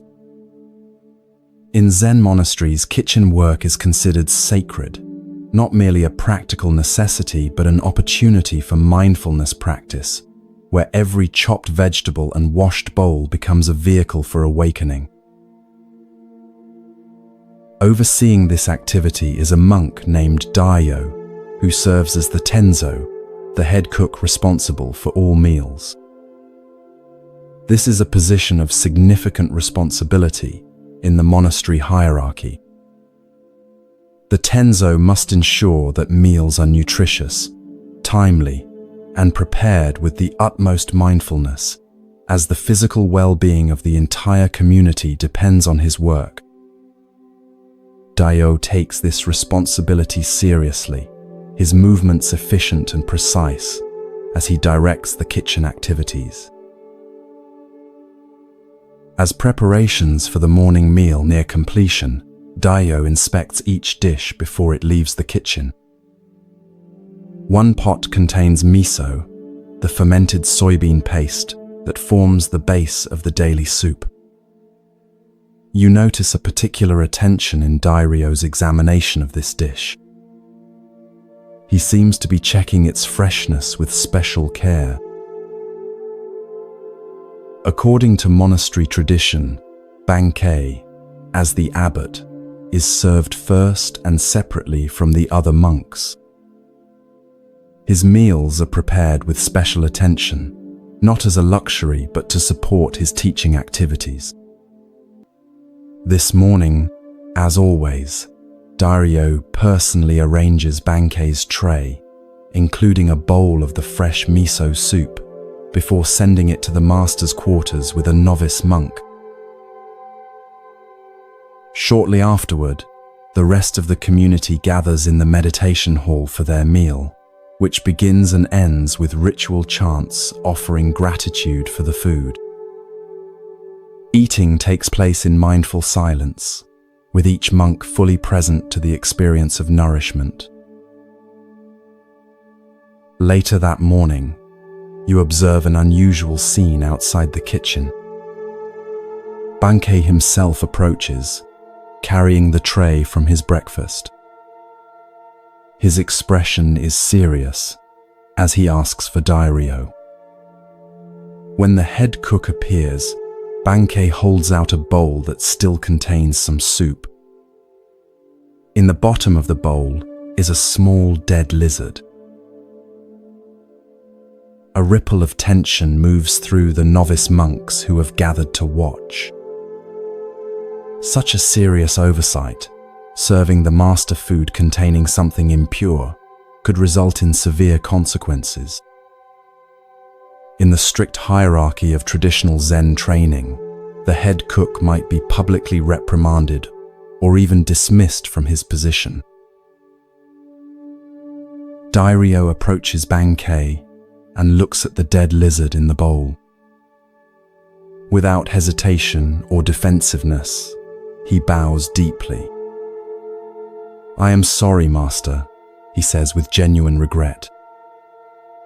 Then, to everyone's astonishment, he takes the bowl from Bankei's hands, picks up the dead lizard, and eats it. He then drinks the remaining soup. A collective gasp rises from the watching novices. Eating something impure, especially something that had died in food, violates not just culinary standards, but deeper cultural and religious taboos in Japanese Buddhism. Dairyo's action seems incomprehensible. Bankei watches Dairyo with a still expression that reveals neither approval nor disapproval. After a moment of silence that seems to stretch into eternity, he simply nods once and returns to his quarters without another word. No punishment is given, no further mention made of the incident. Later that day, you overhear several novice monks discussing what they witnessed. They are trying to understand the meaning of Dairyo's shocking action and Bankei's response. One suggests that Dairyo ate the lizard out of fear of punishment. Another believes it was a demonstration of extreme asceticism. A third wonders if it was simply a desperate attempt to hide the evidence of his mistake. An elder monk who was trained under Bankei for many years overhears their speculation and joins their circle. "You have all missed the point," he says quietly. "What you witnessed was neither fear, asceticism, nor deception. Dairyo's action embodied true responsibility. When we truly take responsibility, we don't make excuses or point fingers. We eat the consequences of our actions, literally in this case." "But couldn't he have simply apologized?" asks one of the novices. The elder monk smiles. "Words are cheap. Anyone can say, 'I'm sorry,' while inwardly making excuses or blaming circumstances. Dairyo didn't just acknowledge his mistake verbally, he fully embodied his responsibility by consuming the very consequence of his oversight. There was nothing left to discuss because the matter was completely resolved in that single action. Another novice speaks up. Is that why Master Bankei said nothing more about it? Exactly, replies the elder. When someone fully owns their mistake, without any trace of excuse or evasion, what more is there to say? Bankei recognized Dairo's profound understanding and responded with equal clarity by allowing the matter to be completely finished. This remarkable story illuminates the Zen approach to responsibility and error. In our usual thinking, we often respond to mistakes with a complex internal process. First denial, then excuse, making, followed perhaps by reluctant admission, blame, shifting, promises of future improvement, and requests for forgiveness. This elaborate dance around error actually prevents us from fully experiencing and integrating the consequences of our actions. Dairyo demonstrates a radically different approach, what we might call eating the blame. Rather than engaging in explanation or justification, he literally consumes the evidence of his oversight. This physical act perfectly embodies the Zen principle of direct action without the intermediary of excessive thought or speech. There is a mistake. He acknowledges it. He consumes it completely. The matter is finished. Notice the profound emotional freedom in this approach. When we fully accept responsibility, without any trace of defensiveness, we experience a paradoxical lightness. There is nothing to protect, nothing to defend, no elaborate narrative to maintain. This is remarkably different from our usual experience of making mistakes, where we often carry the heavy burden of justification, fear of judgment, and lingering shame. Bankei's response is equally instructive. He doesn't press the point, demand further apology, or use the incident as a teaching opportunity. He recognizes that Dairyo's action is complete in itself, a perfect expression of understanding that requires no elaboration. By simply nodding and walking away, Bankei acknowledges the completeness of Dairyo's response and allows the incident to be truly finished. In our personal relationships, how often do we keep mistakes alive through repeated reference, continuing blame, or demands for multiple apologies? Even after someone has acknowledged an error, we might continue to mention it, subtly punishing them or using it as leverage in future disagreements. Bankei demonstrates a more liberating approach. When responsibility is fully taken, the matter is completely closed, leaving no residue of resentment or recrimination. It's worth noting that Dairyo's action, while dramatic, wasn't performed as a public demonstration of virtue. He wasn't trying to impress Bankei or the other monks with his willingness to eat something impure.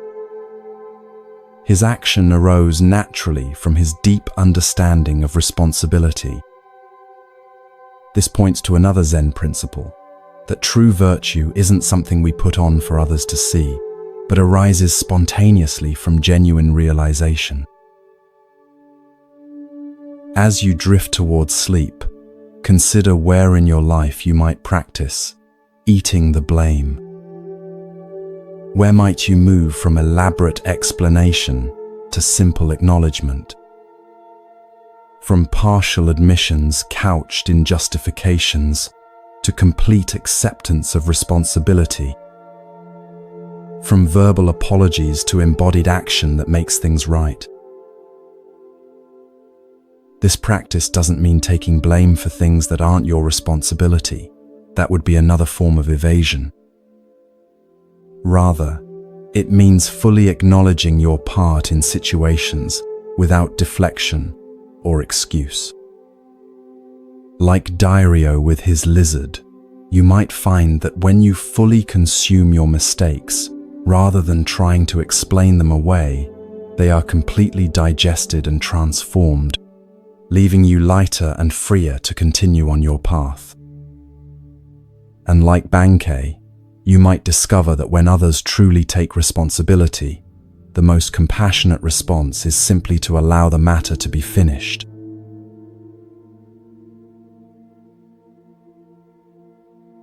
Allow yourself to settle more deeply into comfort, your breath becoming slow and rhythmic. Feel the gentle weight of your body against the surface supporting you as your mind begins to drift. The boundaries of your everyday awareness soften as you journey to Japan during the early Meiji period, a time of profound transition as the country began opening to Western influences after centuries of isolation. You find yourself on a forested mountain path, leading to a renowned Zen temple. The temple belongs to Nanin, a Zen master whose piercing insight and uncompromising teaching have attracted serious students from throughout Japan. Unlike some masters who rely on dramatic methods or elaborate explanations, Nanin's approach is direct and subtle, often revealing profound truths through the simplest of gestures or observations. The temple itself reflects this quality, elegant in its simplicity, with clean lines and unadorned spaces that direct attention to the essential. As you approach the main gate, you notice a young monk sweeping the stone path with deliberate, mindful movements. This is Tenno, who has recently completed his 10-year apprenticeship under another teacher. Though technically no longer a novice, Tenno recognizes that his understanding remains incomplete. He has come to Nanin seeking further refinement of his practice and deeper insight into the nature of Zen. Tenno has already been with Nanin for several months. Each day follows a rigorous schedule of meditation, work practice, and study. You've observed that Tenno approaches these activities with admirable discipline and sincerity. His meditation posture is impeccable, his work thorough, his conduct respectful. By all conventional measures, he appears to be an exemplary Zen student.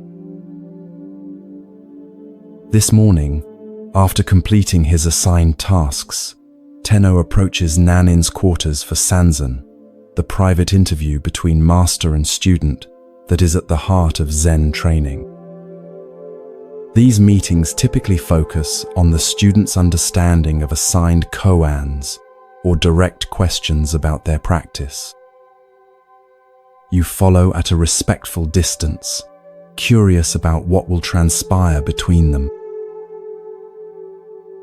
As is customary, Tenno kneels outside Nanin's door, bows, and announces his presence with a small wooden gong. From inside, Nanin's voice invites him to enter. The master sits in simple robes on a cushion, his weathered face revealing little expression as Tenno bows and takes his place across from him. "How is your practice progressing?" Nan-in asks, his voice neither warm nor cold, but attentive. "I believe I am making steady progress, Master," Tenno responds. "I maintain mindfulness during seated meditation, walking practice, and temple work. I observe the precepts with care and study the sutras diligently." Nanin nods slightly. His next question comes unexpectedly. "And when you sleep?" Tenno hesitates, clearly caught off guard. "I "I do not know how to practice while sleeping, Master." "Then your practice is not yet complete," Nan instates simply. He reaches for his tea bowl, indicating that the interview is finished. Tenno bows and withdraws, his face reflecting confusion and concern. Over the following days, you notice him approaching his practice with even greater intensity, extending his meditation sessions, performing his tasks with painstaking attention, and studying late into the night. Yet when he returns for his next interview with Nan-in, the exchange follows a similar pattern. "Have you learned to practice while sleeping?" Nan-in asks. Tenno bows his head. "Not yet, Master, but I have increased my waking practice. I now meditate before dawn and continue until late evening." "That is commendable," Nan-in acknowledges, "but your practice remains incomplete." This pattern continues for several months. Tenno exhausts himself with ever more rigorous practice during waking hours, yet Nan-in's assessment remains unchanged. You begin to notice the physical toll on Tenno. His face grows gaunt, dark circles form under his eyes, and his movements, though still mindful, carry a quality of strain rather than natural presence. One day, as autumn leaves begin to fall, something shifts. Instead of intensifying his formal practice even further, Tenno appears to step back. He continues his daily activities but with a different quality, less striving, more ease. He begins to take afternoon walks in the forest. Sometimes he sits by the stream near the temple, doing nothing in particular. He even allows himself adequate rest at night, rather than pushing his body to extremes of wakefulness. When Tenno next appears for his interview with Nan-in, a subtle change is evident in his demeanor. There is a natural relaxation in his posture, a clarity in his eyes that wasn't visible before. After the customary bows, Nan-in again asks his question, "Have you learned to practice while sleeping?" "Master," Tenno responds with a small smile, "when I sleep, I just sleep." Nan-in's face breaks into a warm smile, the first you've seen from the usually reserved master. "Now your practice is beginning to mature," he says. "When you sit, just sit. When you walk, just walk. And when you sleep, just sleep." This is the heart of Zen, to be completely present in each activity, without adding anything extra. From that day forward, Tenno's training with Nan-in takes on a new dimension. Rather than focusing solely on formal meditation periods, Nan-in begins to emphasize what might be called every-minute Zen, the practice of bringing complete presence to each moment of daily life. Whether eating, cleaning, conversing, or resting, Tenno learns to be fully there, without division or distraction. Years later, when Tenno has become a teacher in his own right, a student asks him about the most important turning point in his training. Tenno smiles and shares the story of his struggle to practice while sleeping. "I had been approaching Zen as something to achieve, a state to attain through effort," he explains. "What Nan-in helped me realize was that authentic practice isn't about adding a special Zen quality to our activities. It's about removing the barriers to fully experiencing what is already here. When we sleep, we completely become sleep. When we eat, we completely become eating. No separation, no observer standing apart from experience. This is every minute Zen. This simple yet profound story illuminates several essential aspects of authentic spiritual practice. First is the trap that Tenno initially fell into, the mistake of compartmentalizing practice, seeing it as something we do during certain designated activities but not others. Many of us make this same error, believing that spirituality happens in meditation halls, yoga studios, or houses of worship, but remains separate from ordinary life. We create an artificial division between sacred and secular, practice time, and the rest of our day. Nanin's persistent question about practicing while sleeping challenged this compartmentalization. Sleep represents the ultimate non-doing state. We cannot approach it through effort or control.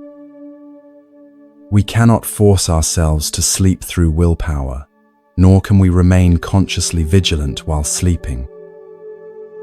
By highlighting this apparent paradox, Nanin was pointing to a fundamental misunderstanding about the nature of practice itself. Notice how Tenno initially responded by intensifying his efforts during waking hours, a common but misguided approach when we feel our practice is inadequate.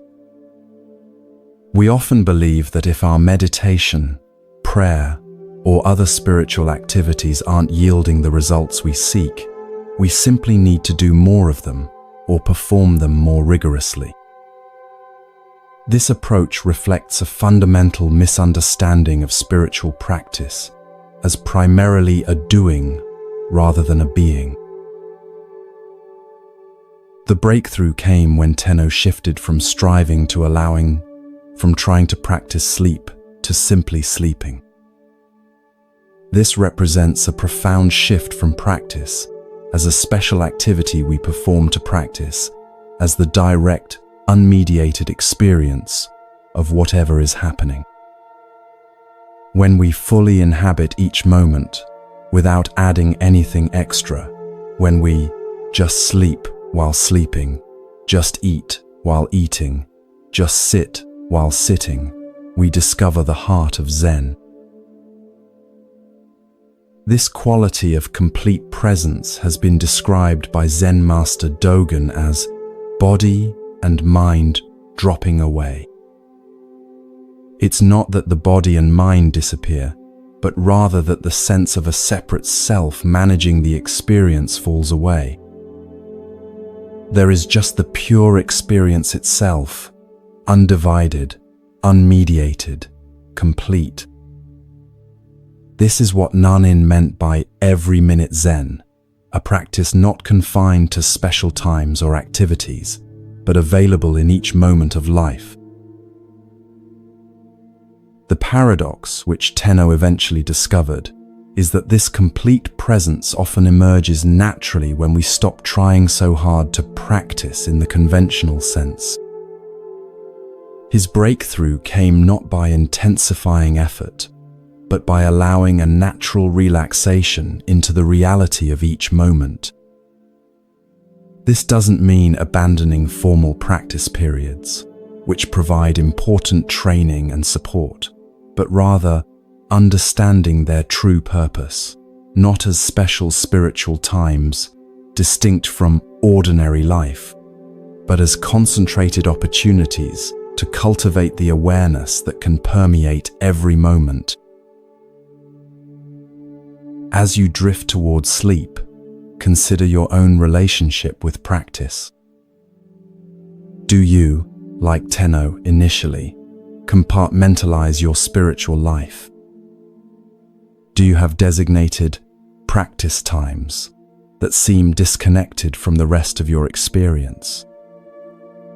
Can you sense the possibility of an every-minute Zen that embraces all activities, from the sublime to the mundane, from active engagement to complete rest? Perhaps tonight, as you transition into sleep, you might experiment with Tenno's discovery. Rather than trying to maintain awareness during sleep, which creates a division between the observer and the experience, simply allow yourself to fully become sleep.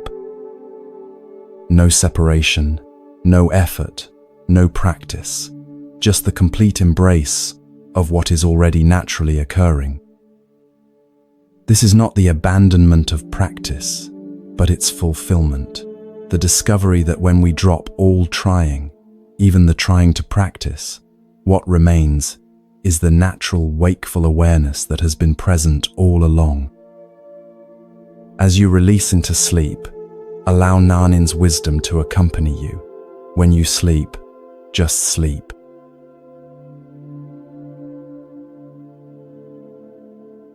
Feel your body growing heavier, your breath slower and deeper with each passing moment. The concerns of your day gradually dissolve as you journey to a different time and place. The familiar surroundings of your room fade away, replaced by the sights, sounds, and scents of ancient Japan. You find yourself approaching a modest temple nestled among pine-covered hills. This temple is known not for its grandeur or famous lineage, but for the wisdom of its elderly master. Though his name has been forgotten in historical records, his teachings live on through stories passed down through generations of students. The temple grounds are simple, but meticulously maintained. Stone pathways swept clean, gardens tended with care, buildings modest but in good repair. The atmosphere reflects the master's teaching style, unpretentious, practical, and directly addressing the challenges of everyday life. As you approach the main hall, you notice unusual activity. A prosperous merchant has arrived with his entourage, servants carrying elaborate gifts, fine horses tethered nearby, the merchant himself dressed in silk robes that mark his wealth and status. Such a visitor is uncommon at this humble temple, which typically attracts local farmers, tradespeople, and the occasional wandering monk. The merchant appears to be in his middle years, with the confident bearing of one accustomed to respect and deference. Yet there is something in his expression, a subtle tension around his eyes, a slight furrow in his brow, that suggests inner disquiet beneath his prosperous exterior. He has come seeking something that his wealth has been unable to provide.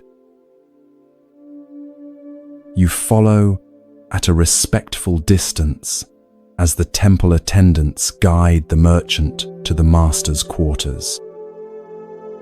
The old teacher receives him simply, seated on a worn cushion in a room whose only adornments are a scroll with calligraphy and a small vase holding a single flower. The contrast between the merchant's finery and the master's plain surroundings could not be more striking. After the customary greetings and tea, the merchant explains the purpose of his visit. "Venerable Master," he begins, his voice carrying the refined accent of the capital, "I have achieved considerable success in my business enterprises. My warehouses are filled with goods, my ships sail to distant ports, and my home lacks no comfort or luxury." He pauses, his expression shifting subtly. "And yet, despite these accomplishments, I find no lasting satisfaction. A sense of emptiness persists that no acquisition seems able to fill. The master listens attentively, his weathered face revealing neither judgment nor surprise. When the merchant finishes, the old teacher asks simply, "What do you seek?" The merchant considers this question carefully.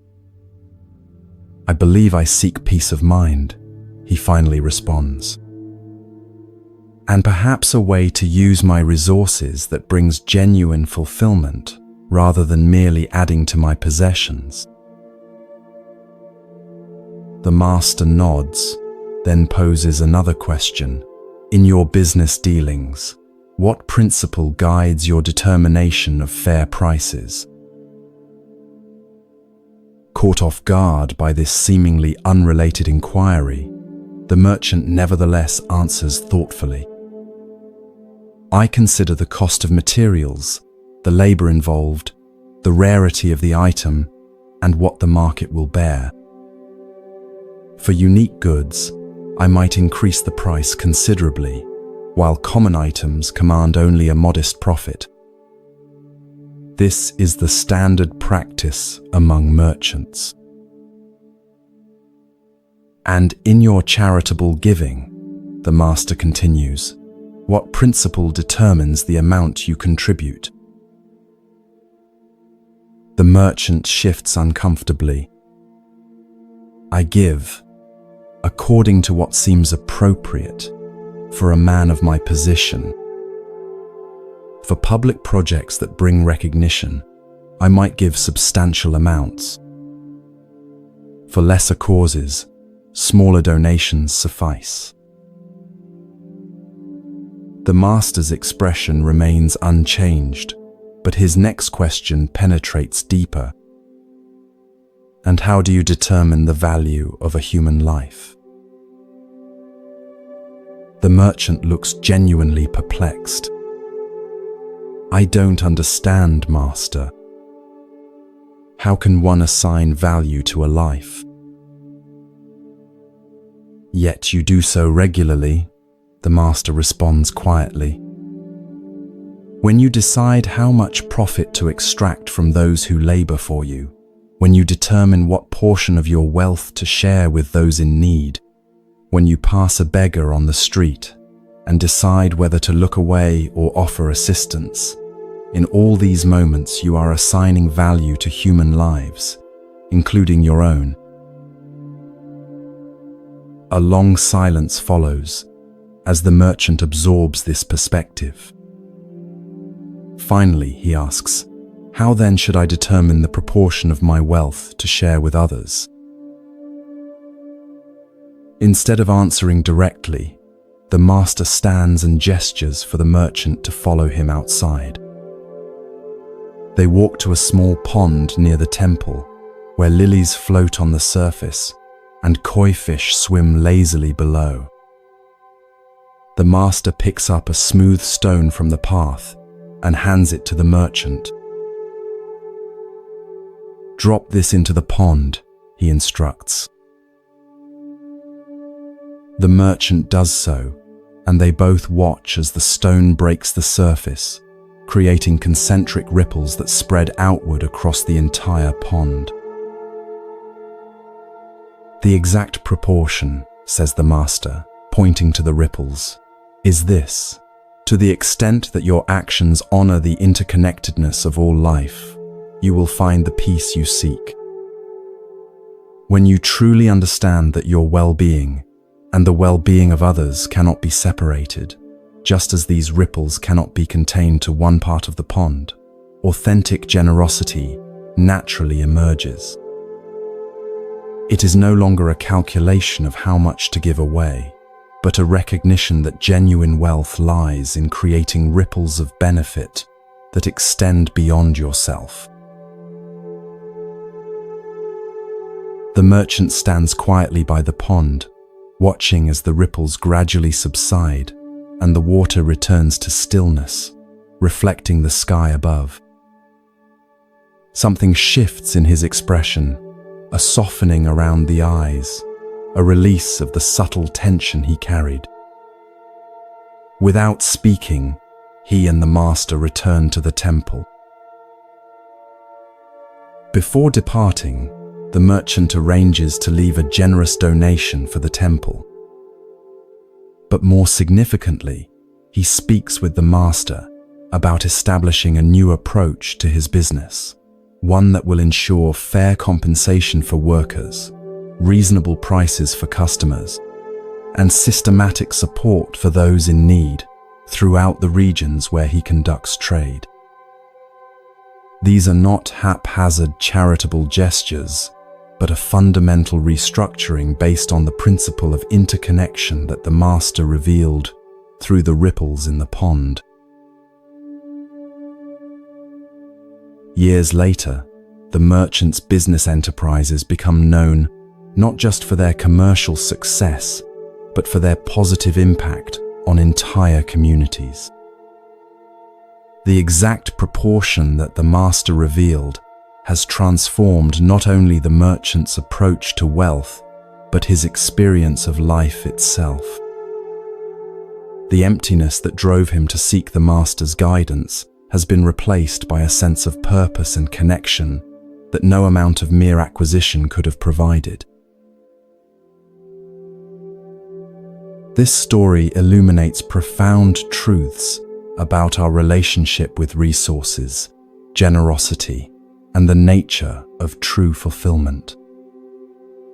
At its heart is the recognition that we exist in a web of interconnection where artificial boundaries between self and other obscure a deeper reality.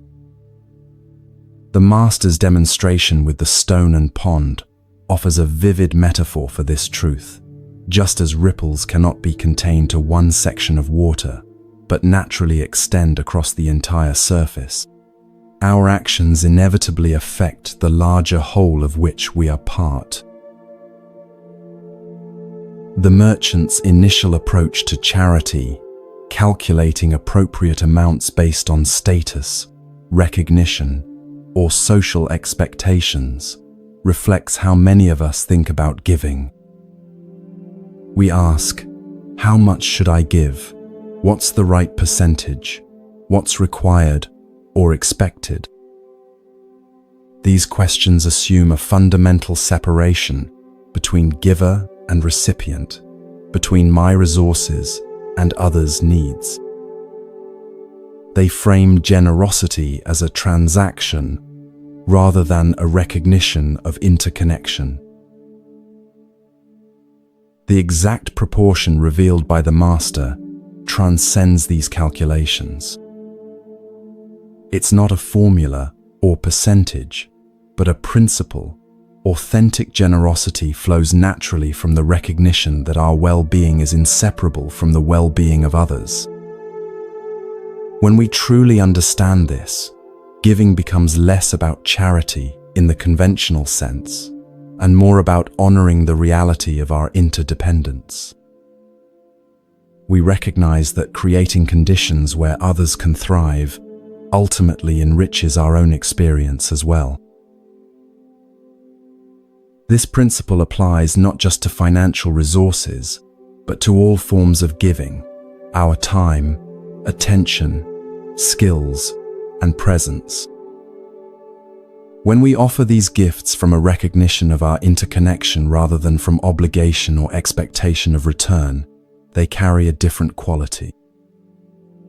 There's a naturalness and joy in such giving that is absent when we're merely fulfilling social obligations or attempting to accumulate spiritual merit. The merchant's transformation illustrates another key insight, that the emptiness he experienced amid material abundance couldn't be filled by acquiring more, but only by recognizing his place within a larger whole. This echoes a central teaching across wisdom traditions, that lasting fulfillment arises not from satisfying the self's endless desires, but from transcending exclusive identification with the separate self. As we extend our concern and care beyond our immediate interests, we paradoxically experience a deeper sense of meaning and sufficiency. In the language of Buddhism, This shift reflects the movement from a consciousness dominated by greed, aversion, and delusion, the three poisons that create suffering, to one characterized by generosity, compassion, and wisdom. The master didn't ask the merchant to abandon his business or give away all his wealth. Rather, he invited him to transform his relationship with resources by recognizing the illusory nature of separation and allowing that recognition to inform his decisions. As you drift towards sleep, consider the ripples that your own life creates in the pond of interconnection. Where might you be calculating giving based on external measures rather than recognizing fundamental interconnectedness? How might your approach to resources, whether material wealth, time, attention, or care, shift if viewed through the lens of interdependence rather than separation? Perhaps the exact proportion that brings lasting fulfillment is not a numerical formula, but a way of being that honors the reality that, like ripples in a pond, our well-being and the well-being of others cannot ultimately be separated.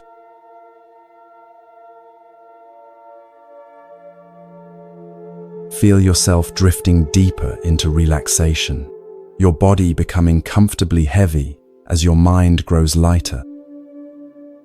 The boundaries between waking and dreaming begin to blur as you journey to feudal Japan, to a time when Zen Buddhism was flourishing throughout the country.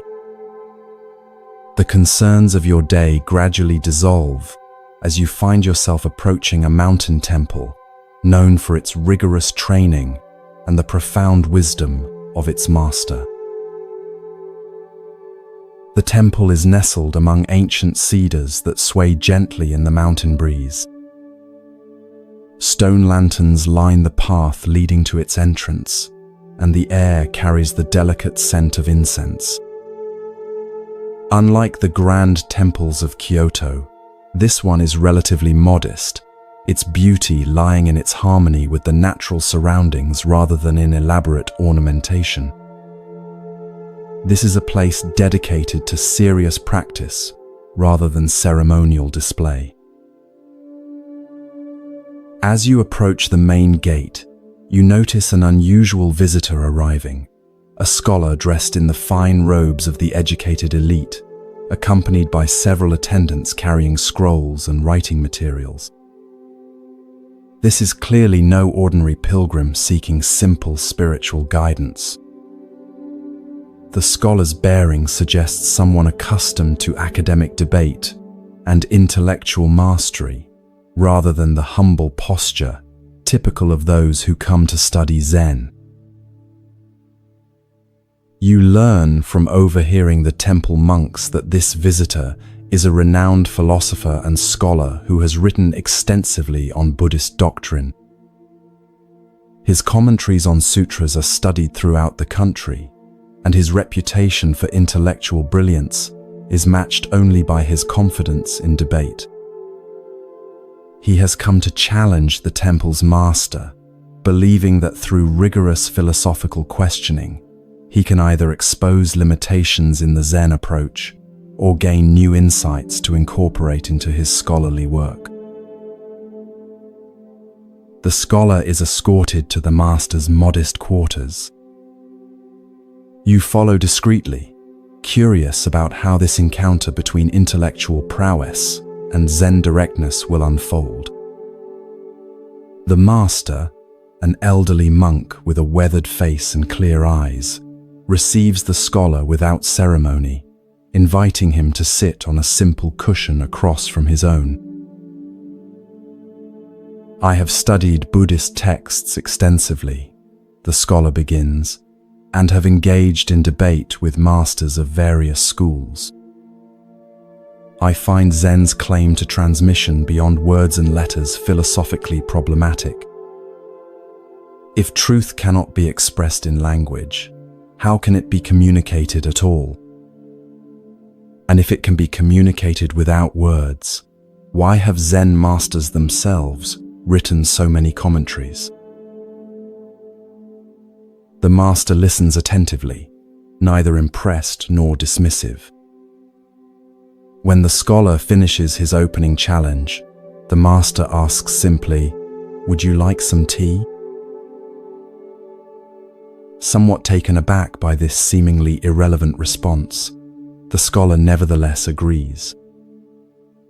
As the master prepares the tea with mindful movements, the scholar launches into a detailed critique of Zen methodology, citing apparent contradictions between different masters' approaches and questioning the efficacy of meditation compared to intellectual analysis.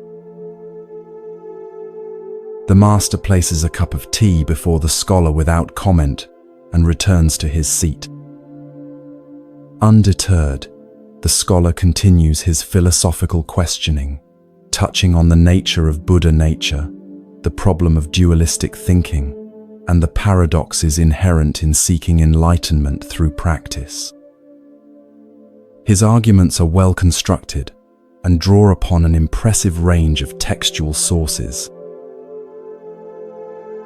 Throughout this intellectual barrage, the master remains silent, neither agreeing nor disagreeing, neither defending Zen nor criticizing the scholar's approach. His face reveals neither impatience nor boredom, just present attention. As evening approaches and the light begins to fade, the scholar's questions continue unabated. A young monk brings in a lamp and, seeing that the room has grown chilly with the mountain evening, lights a fire in the small hearth. The master occasionally tends the fire with a poker, but offers no response to the scholar's increasingly frustrated attempts to elicit a definitive answer to his philosophical challenges. Hours pass. The scholar, determined to receive some form of engagement, continues his questioning past midnight. His attendants have long since retired to the quarters provided for them, but the scholar remains, his intellectual persistence matching the master's silent endurance. The fire burns low, casting gentle shadows across the simple room. Near dawn, the scholar, exhausted but still determined, poses what he considers his most penetrating question. What is the essential nature of mind itself, beyond all conceptual formulations? At this, the master suddenly stands, takes the fire poker, and holds it up before the scholar's face. "Do you see this poker?" he asks, breaking his night-long silence. "Of course I see it," replies the scholar, perplexed by this simple question after hours of sophisticated philosophical inquiry. In a swift motion, the master lightly taps the scholar on the shoulder with the poker and says, "Then you have your answer." The poker is iron, forged in fire, cooled in water, and now warm from the flame. It is exactly what it is, nothing added, nothing taken away. Your mind, in this moment of direct perception, is no different. The scholar stares at the poker, then at the master. Something shifts in his expression, a subtle release of tension, a softening around the eyes. The night-long stream of conceptual thinking seems to pause, and in that space of mental quietude, a different kind of understanding begins to dawn. For perhaps the first time, he experiences the directness the master has been demonstrating through his silence. "I have been circling around what is directly before me," the scholar says quietly. Like someone dying of thirst while discussing the chemical properties of water instead of drinking from the stream at his feet. The master nods, a gentle smile crossing his face. "Your intellectual understanding is impressive," he acknowledges. But Zen points to what is prior to understanding, the direct experience that no concept can contain. The fire poker is not a metaphor or a philosophical position. It is just this poker, and your direct perception of it is just this mind. As the first light of dawn filters through the paper windows, the scholar bows deeply to the master. His demeanor has changed, less certain perhaps, but somehow more present. He remains at the temple for several weeks, setting aside his scrolls and philosophical treatises to engage in meditation and simple work alongside the other monks.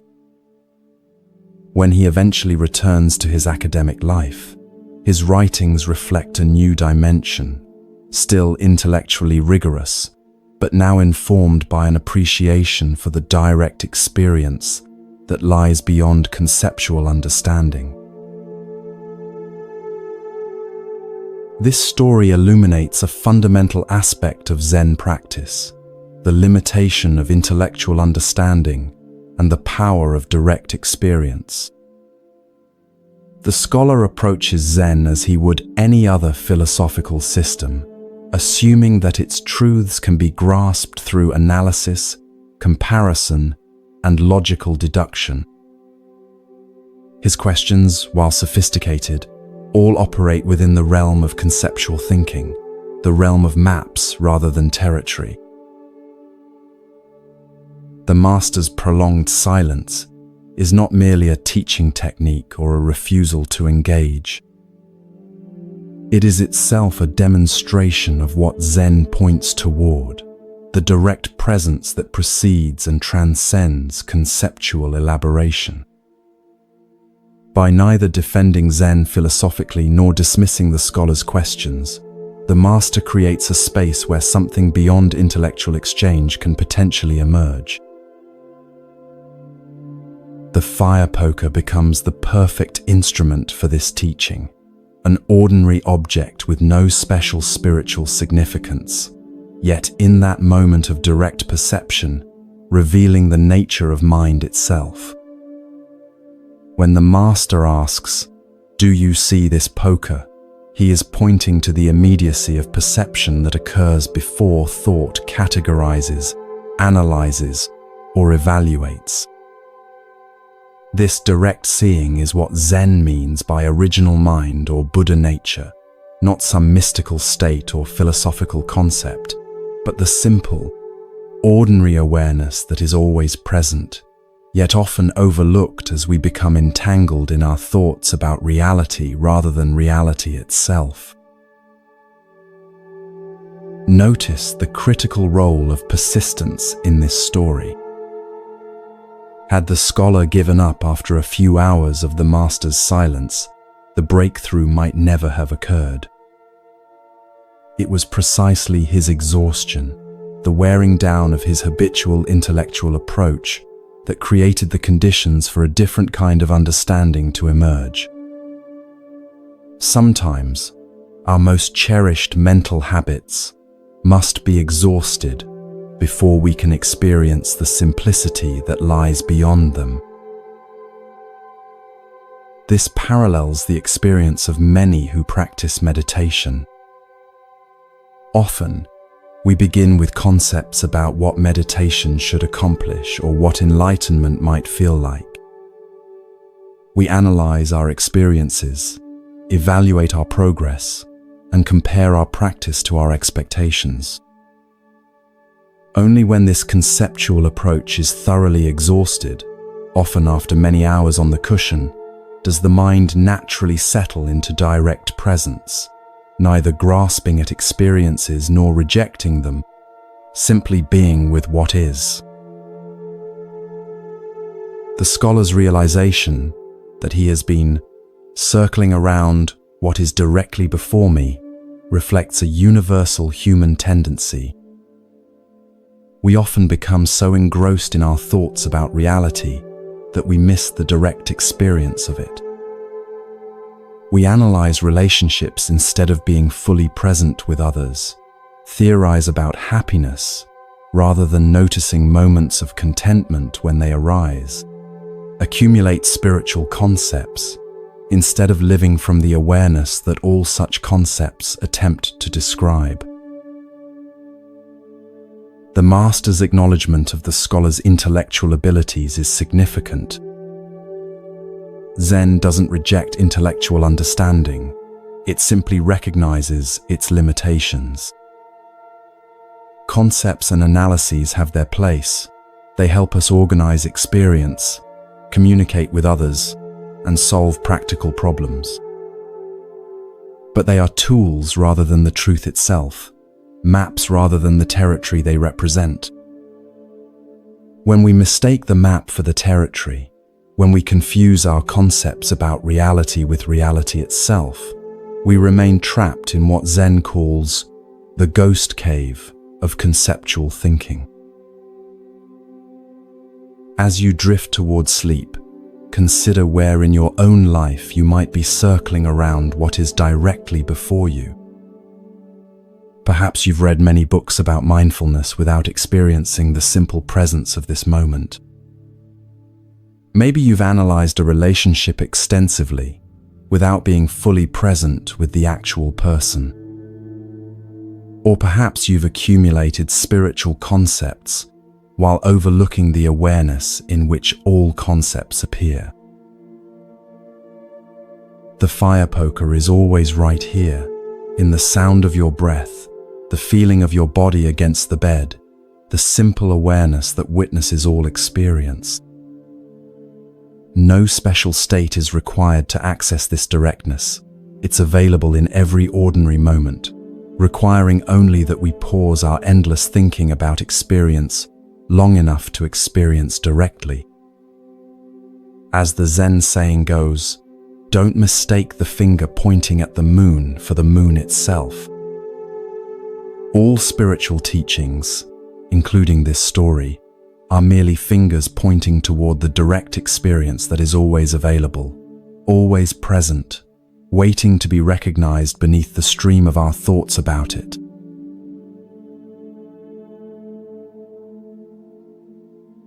Feel your body becoming heavier with each breath, sinking deeper into comfort. The sounds around you begin to fade as you journey to another time and place. Imagine yourself walking along a forest path in Japan, the ground soft beneath your feet, the air fresh with the scent of pine and moss. Bird songs echo through the trees as sunlight filters through the canopy in golden shafts. You follow the winding path until it opens onto a small clearing where a modest temple stands. This is not one of Japan's grand, ornate temples, but a simple wooden structure that seems to have grown naturally from the forest floor. A stream runs nearby, its gentle murmur creating a perfect backdrop for meditation. This is the temple of Gasan, a respected Zen teacher known for his clear wisdom and open mind. As you approach, you notice unusual activity today. A visitor unlike the temple's typical students has arrived, a young man in Western clothing carrying a book bound in leather. From snippets of conversation among the monks, you learn he is a university student who has been studying Christianity with Western missionaries. Curious about how different spiritual traditions might compare, he has come to show Gasan some passages from the Christian Bible and hear the Zen master's perspective. You follow as the young man is led to Gasan's simple quarters. The room contains only a low table, a few cushions, and a scroll with calligraphy hanging in the alcove. Gasan himself sits in meditation, his eyes open but focused on nothing in particular. Though probably in his 60s, his posture is straight and vital, his presence conveying both alertness and profound ease. The student bows respectfully and introduces himself. Gassen gestures for him to sit on a cushion nearby. You can feel the nervousness in the young man as he carefully places his Bible on the low table between them. He's clearly unsure how this Zen master might react to Christian scripture. "Master Gassan," he begins, his voice betraying a slight tremor, "I have been reading the Christian Bible with missionaries from America. I find some of its teachings beautiful, but I wonder how they compare with Zen wisdom. Would you be willing to hear some passages and share your thoughts?" Gassan's face remains serene, neither eager nor reluctant. He nods simply, and you can see some of the tension leave the student's shoulders. The young man carefully opens his Bible, the pages making a soft crackling sound in the quiet room. He turns to a marked section and begins to read, "And why take ye thought for raiment? Consider the lilies of the field, how they grow. They toil not, neither do they spin. And yet I say unto you, that even Solomon in all his glory was not arrayed like one of these." The student pauses, watching Gassan's face for a reaction. The master's eyes have softened, and a subtle smile plays at the corners of his mouth. "Whoever uttered those words," Gassan says quietly, "I consider an enlightened man." Surprise and delight flash across the student's face. He hadn't expected such immediate appreciation from a Buddhist master for Christian scripture. Encouraged, he turns to another passage and continues reading, "Ask, and it shall be given you.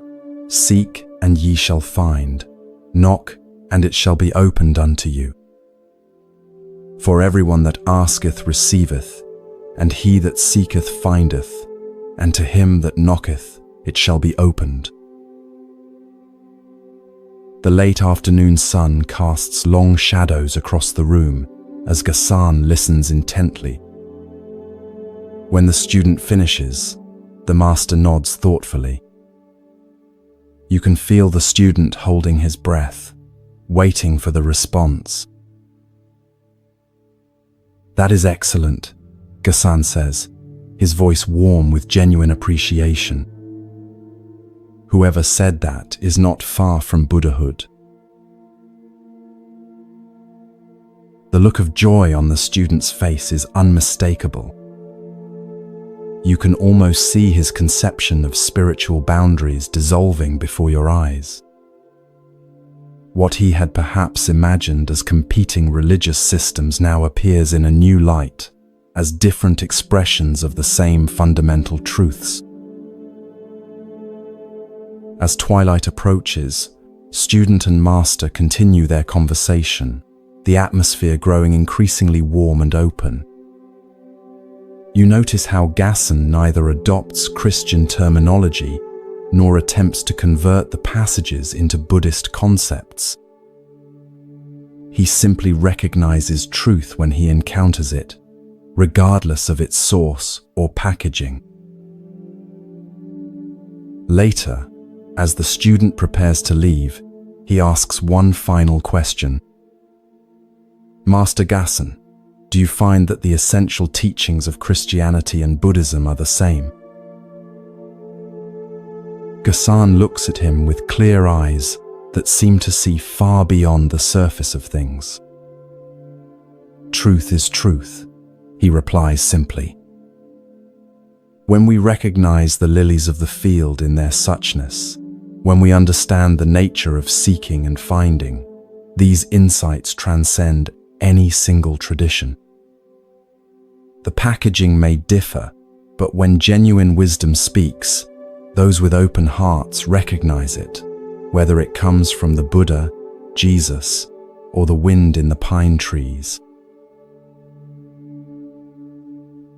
As the student bows and departs, you notice how differently he carries himself, more lightness in his step, more openness in his face. He came seeking comparison and perhaps validation of one tradition over another. He leaves with something far more valuable, a glimpse of the universal truth that all genuine spiritual paths point toward. This simple yet profound encounter reveals much about the nature of true spiritual understanding. Gassan demonstrated what we might call religious literacy, the ability to recognize wisdom regardless of its source or the tradition from which it emerges. Rather than getting caught in doctrinal differences or theological debates, he went straight to the heart of the teachings themselves.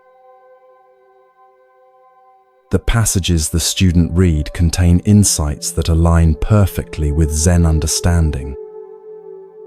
Consider the lilies of the field, points to the natural perfection that exists prior to human striving, what Zen might call our original nature that needs no adornment or improvement. Just as the lilies grow naturally, without effort or anxiety about their appearance, our true nature manifests most perfectly when we stop trying to enhance or perfect ourselves through endless striving. Similarly, "Seek and ye shall find" reflects the Zen understanding that our essential nature, what some traditions call Buddha nature, is always present but must be recognized through sincere inquiry. The seeking itself becomes a form of finding when approached with genuine openness. This parallels the Zen saying, "What you seek is where you stand," pointing to the immediate availability of what we often believe is distant or separate from us. Notice that Gassan didn't need to convert these teachings into Buddhist terminology or claim them for his own tradition. His response reflects a recognition that truth is not the exclusive property of any single religion or philosophy. Like water that takes the shape of whatever container holds it while remaining essentially the same, spiritual truth may be expressed through different cultural forms and language, while pointing to the same fundamental reality.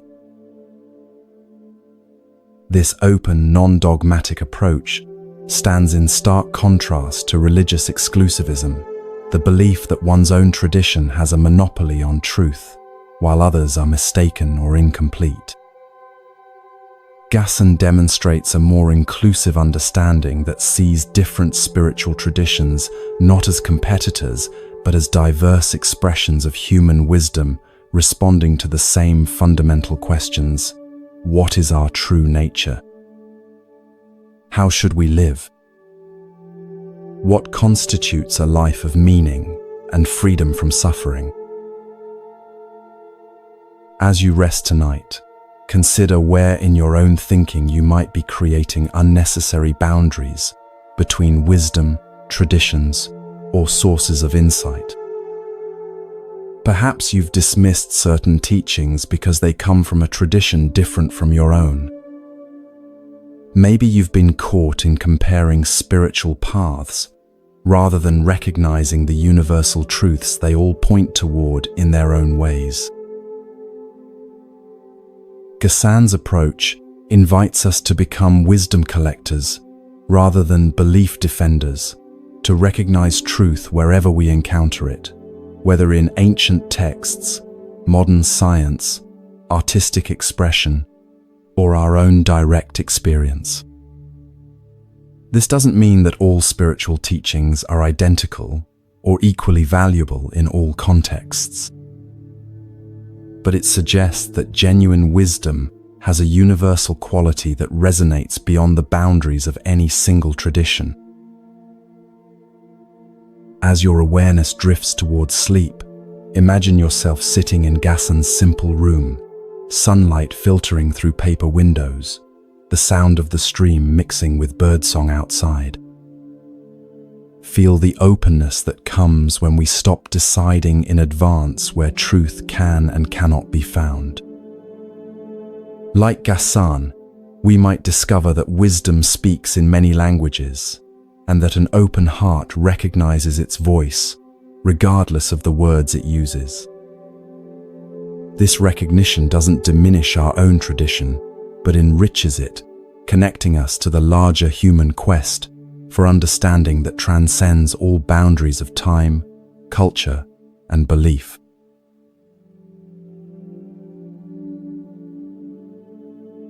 Your body feels deliciously heavy now, sinking deeper into relaxation with each breath.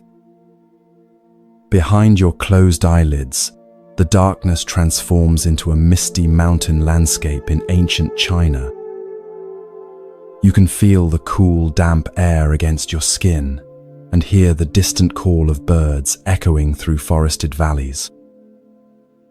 Your feet carry you along a narrow path winding up a steep mountainside. After climbing for what seems like hours, you reach a small plateau where a humble hermitage stands. Built of rough-hewn timber with a thatched roof, it blends so naturally with its surroundings that you might have missed it if not for the thin wisp of smoke rising from its central fire pit. This is the dwelling of Master Gute, a Zen teacher who left the comforts of temple life years ago to practice in solitude. Despite his preference for isolation, Gute's reputation for wisdom has spread, and occasionally seekers brave the difficult journey to receive his teaching. Today, you're not the only visitor. Just ahead of you on the path walks a young monk, his simple robe dusty from travel, determination evident in his steady pace. As you both approach the hermitage, the door slides open.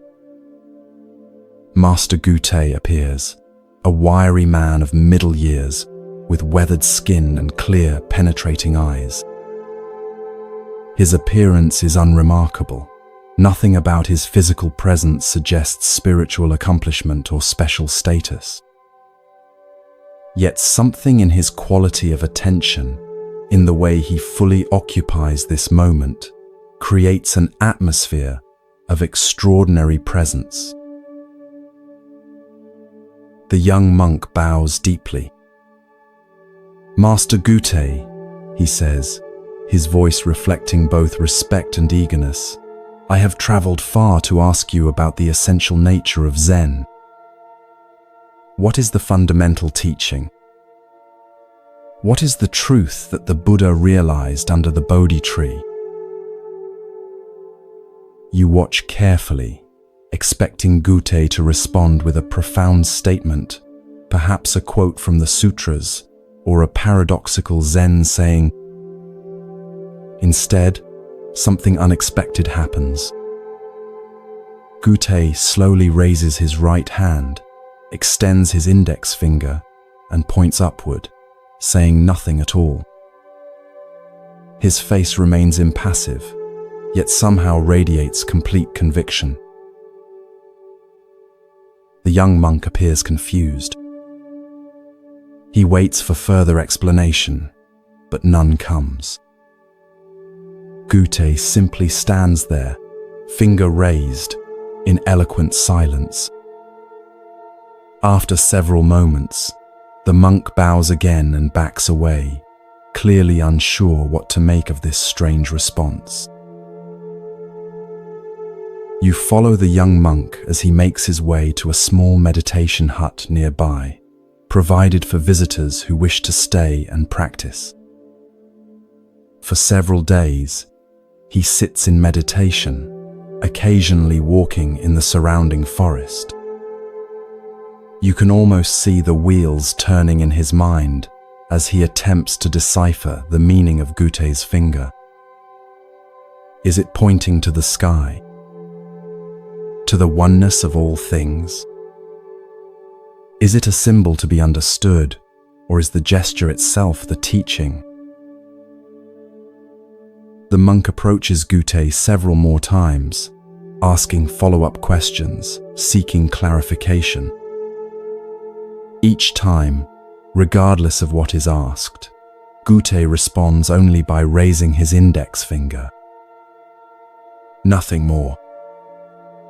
You notice how the raised finger itself begins to take on a mysterious power, not as a conceptual explanation, but as a direct expression of something beyond words. Weeks pass. The monk remains at the hermitage, helping with daily chores, carrying water from the stream, chopping firewood, preparing simple meals. Throughout these activities, he continues to contemplate the meaning of the master's finger. You observe how, despite his confusion, something is shifting in his demeanor, a subtle loosening of his intellectual grasping, a growing receptivity to direct experience rather than explanation. One morning, the monk encounters a wild-eyed boy of about 10 years old, who occasionally brings supplies to the hermitage from the nearest village. The boy has heard about the famous one-finger Zen of Master Gute and with childish mischief raises his own finger when he sees the monk approaching. "That's Master Gute's teaching," the boy says with a giggle, his finger pointing skyward in imitation of the master. You feel a surge of protective concern as you watch this scene unfold. The monk has been sincerely struggling with this profound teaching, and now this child seems to be making light of it. How will he respond to such apparent disrespect?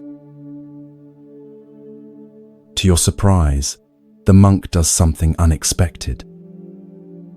He reaches out suddenly, grabs the boy's extended finger, and pulls it sharply. The boy cries out in pain, tears immediately springing to his eyes. As the boy stands there nursing his hurt finger, shock evident on his face, the monk leans in close and raises his own finger exactly as Gute does. The boy stares at the monk's finger, then at his face, and something extraordinary happens.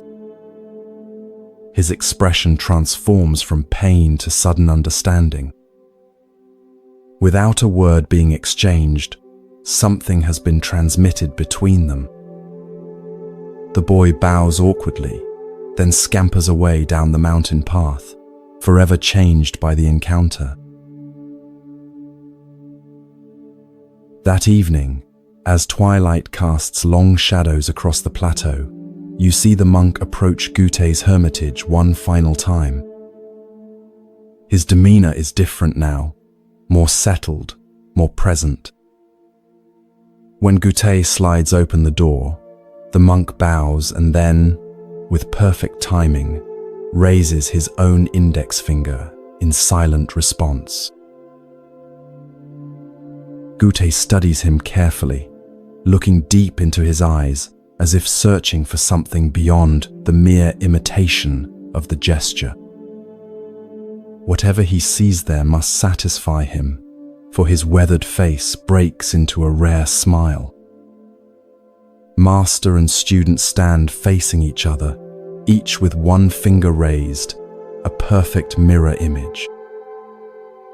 No words are exchanged, yet volumes are communicated in that silent moment. The next day, the monk prepares to depart. As he shoulders his small travel pack, Gute appears to see him off.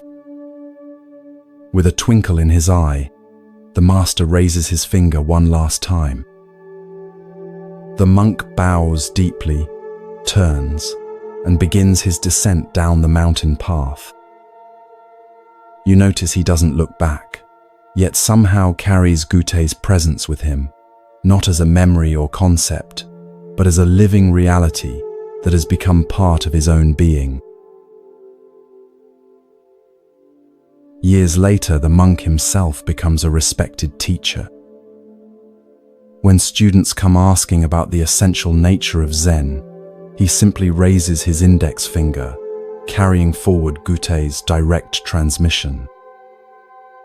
The teaching continues, not as a philosophy to be understood or a belief to be accepted, but as a living gesture pointing directly to what cannot be captured in words.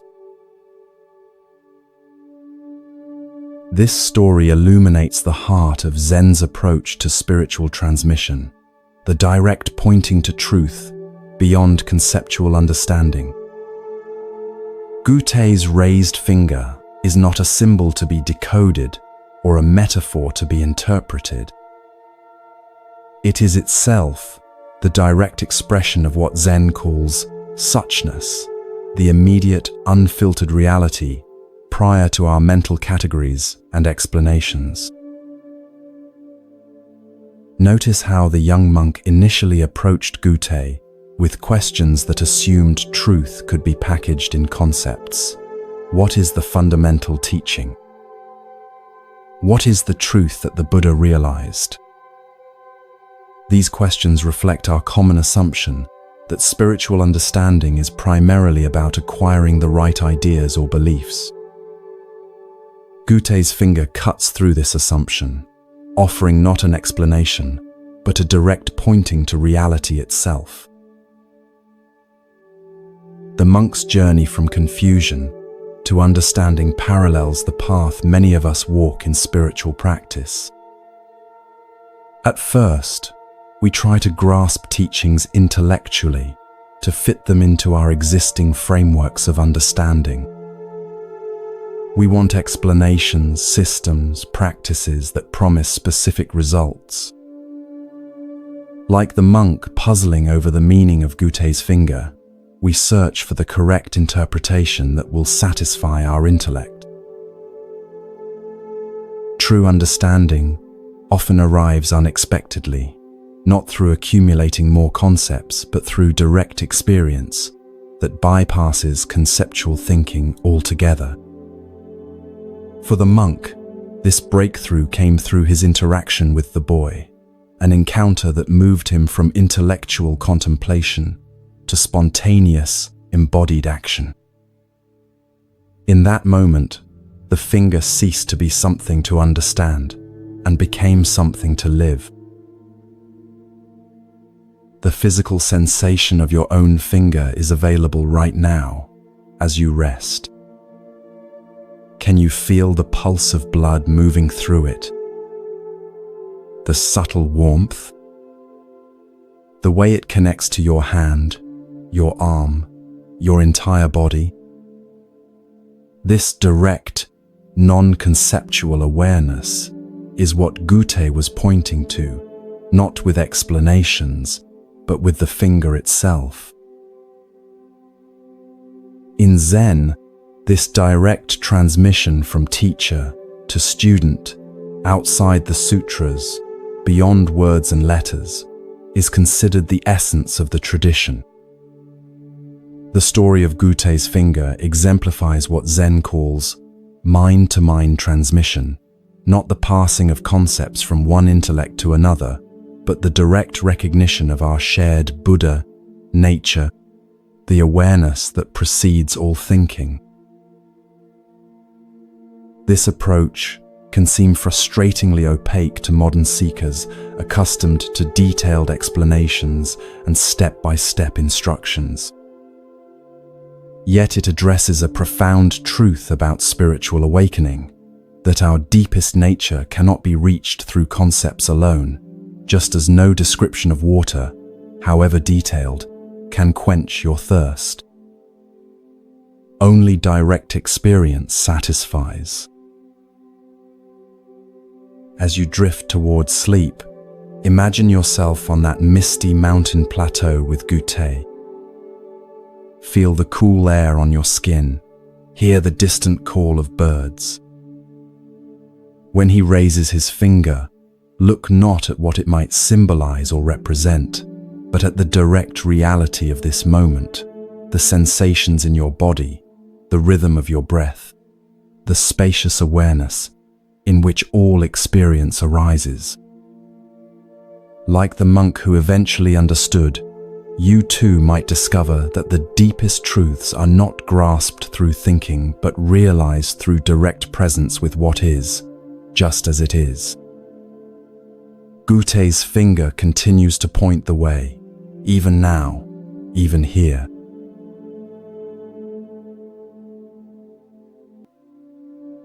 Feel your body growing heavier with each breath, your mind drifting into a state of peaceful receptivity.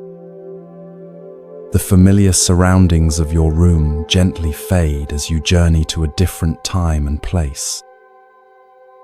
The soft darkness behind your eyelids transforms into a bustling marketplace in medieval Japan.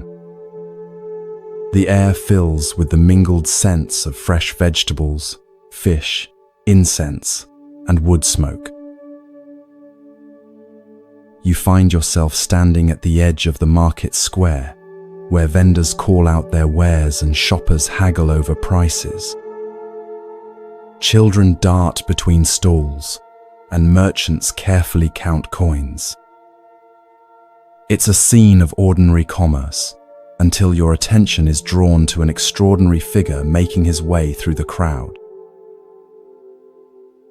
Unlike the serious-faced merchants and purposeful shoppers, this man radiates an unmistakable joy.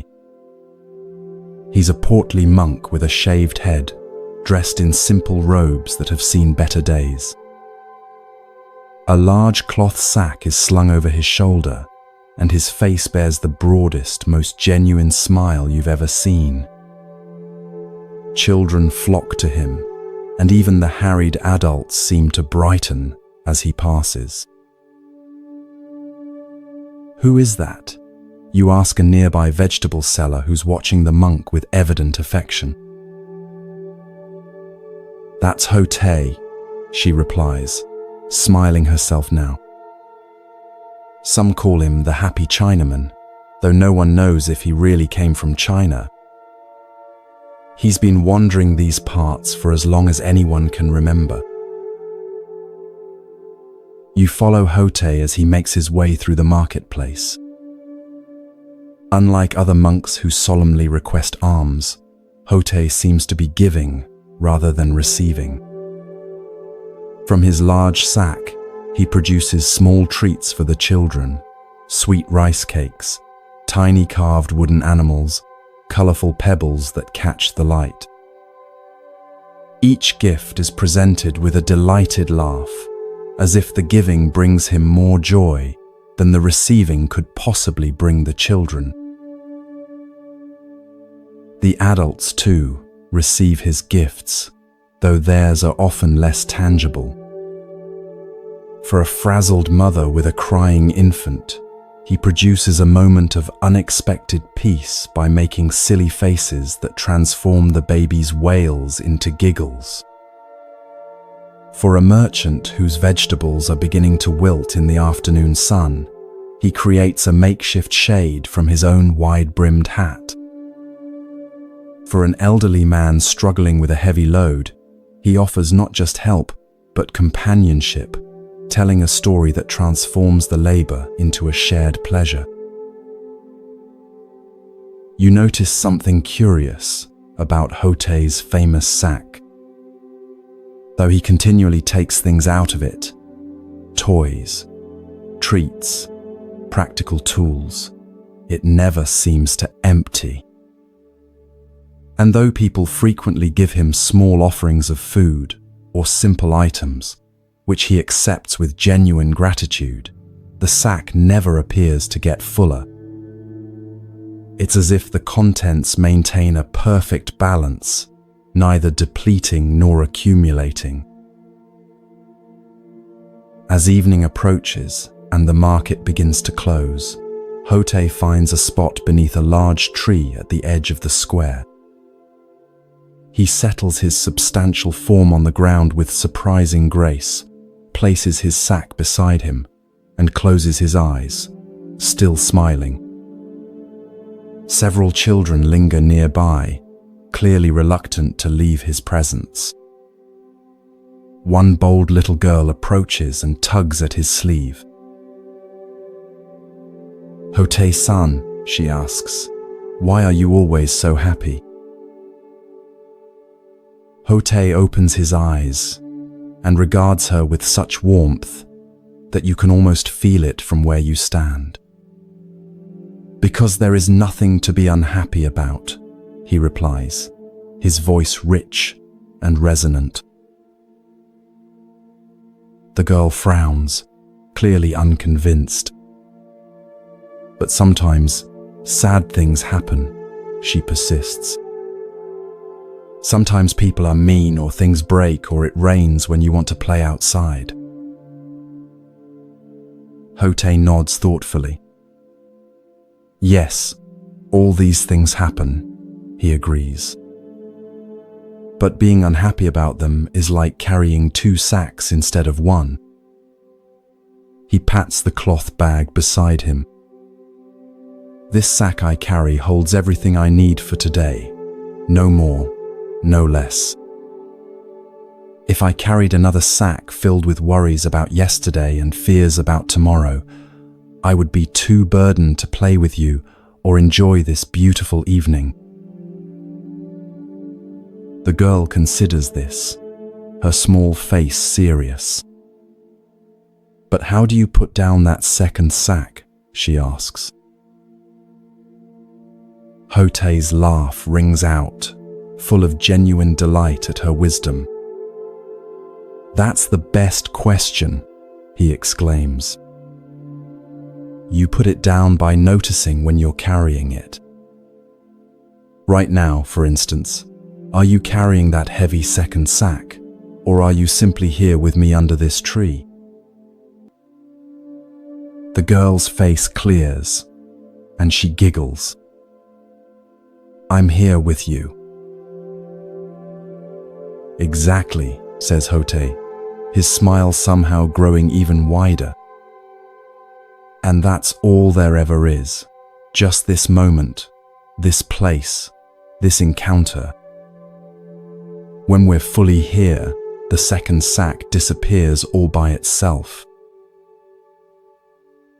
As darkness falls, parents call their children home.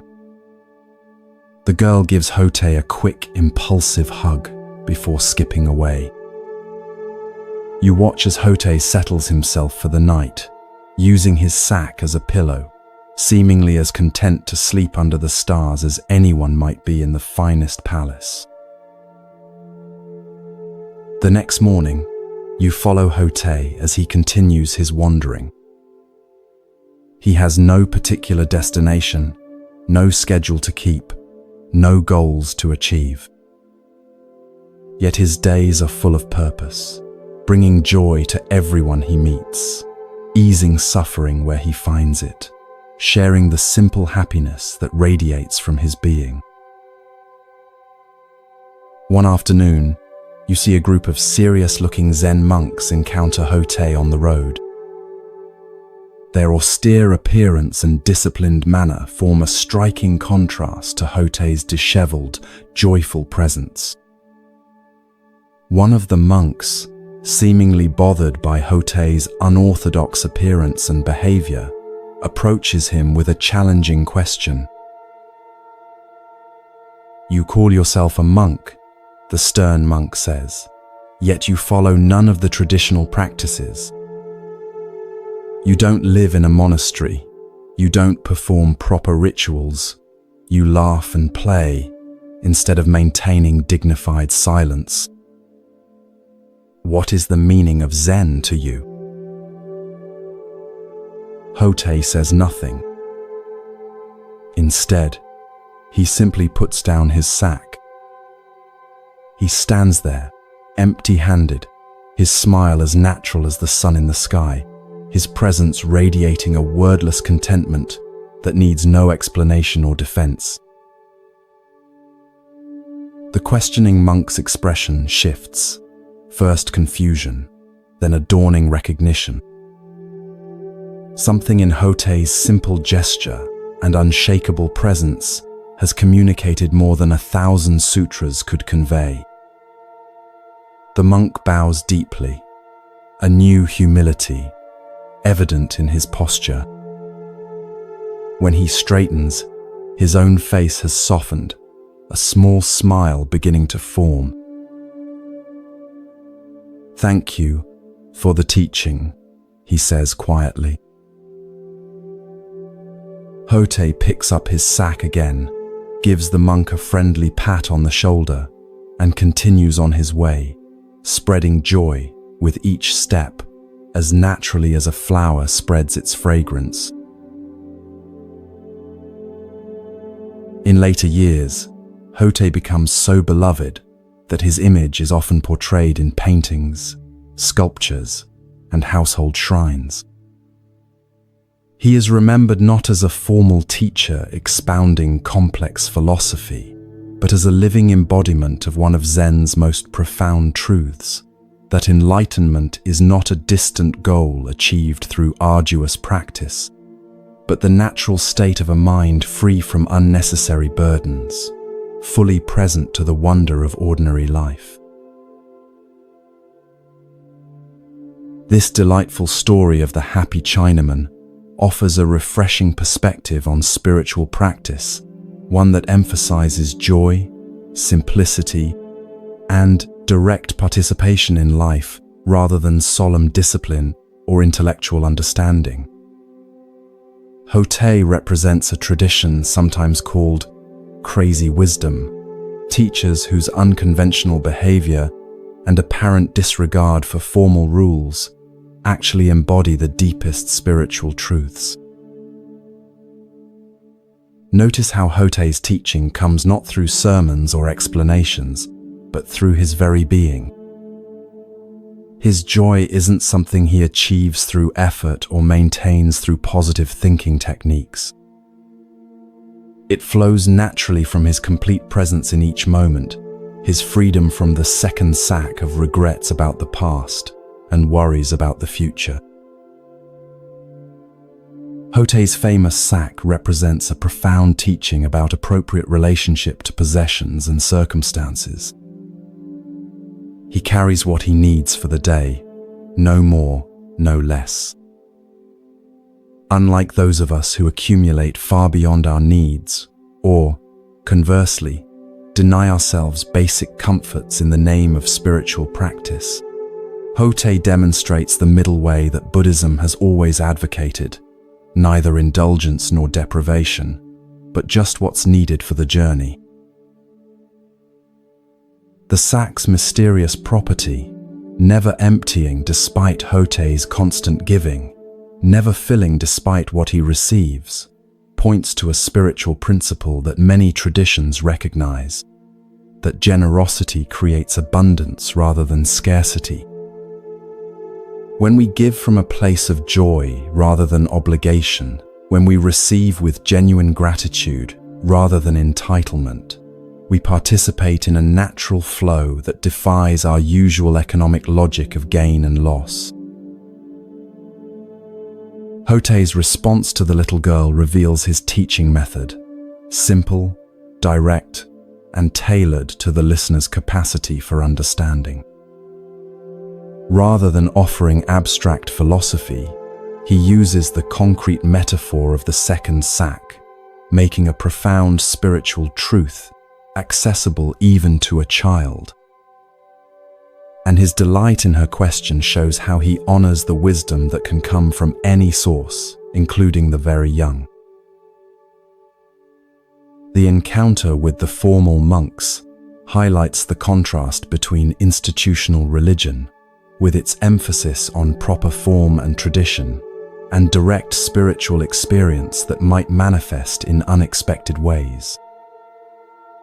The questioning monk initially mistakes Hotei's unconventional appearance and behavior for spiritual immaturity, only to discover that this seemingly simple, joyful figure has realized the very essence of what all the monastery's disciplines aim to cultivate.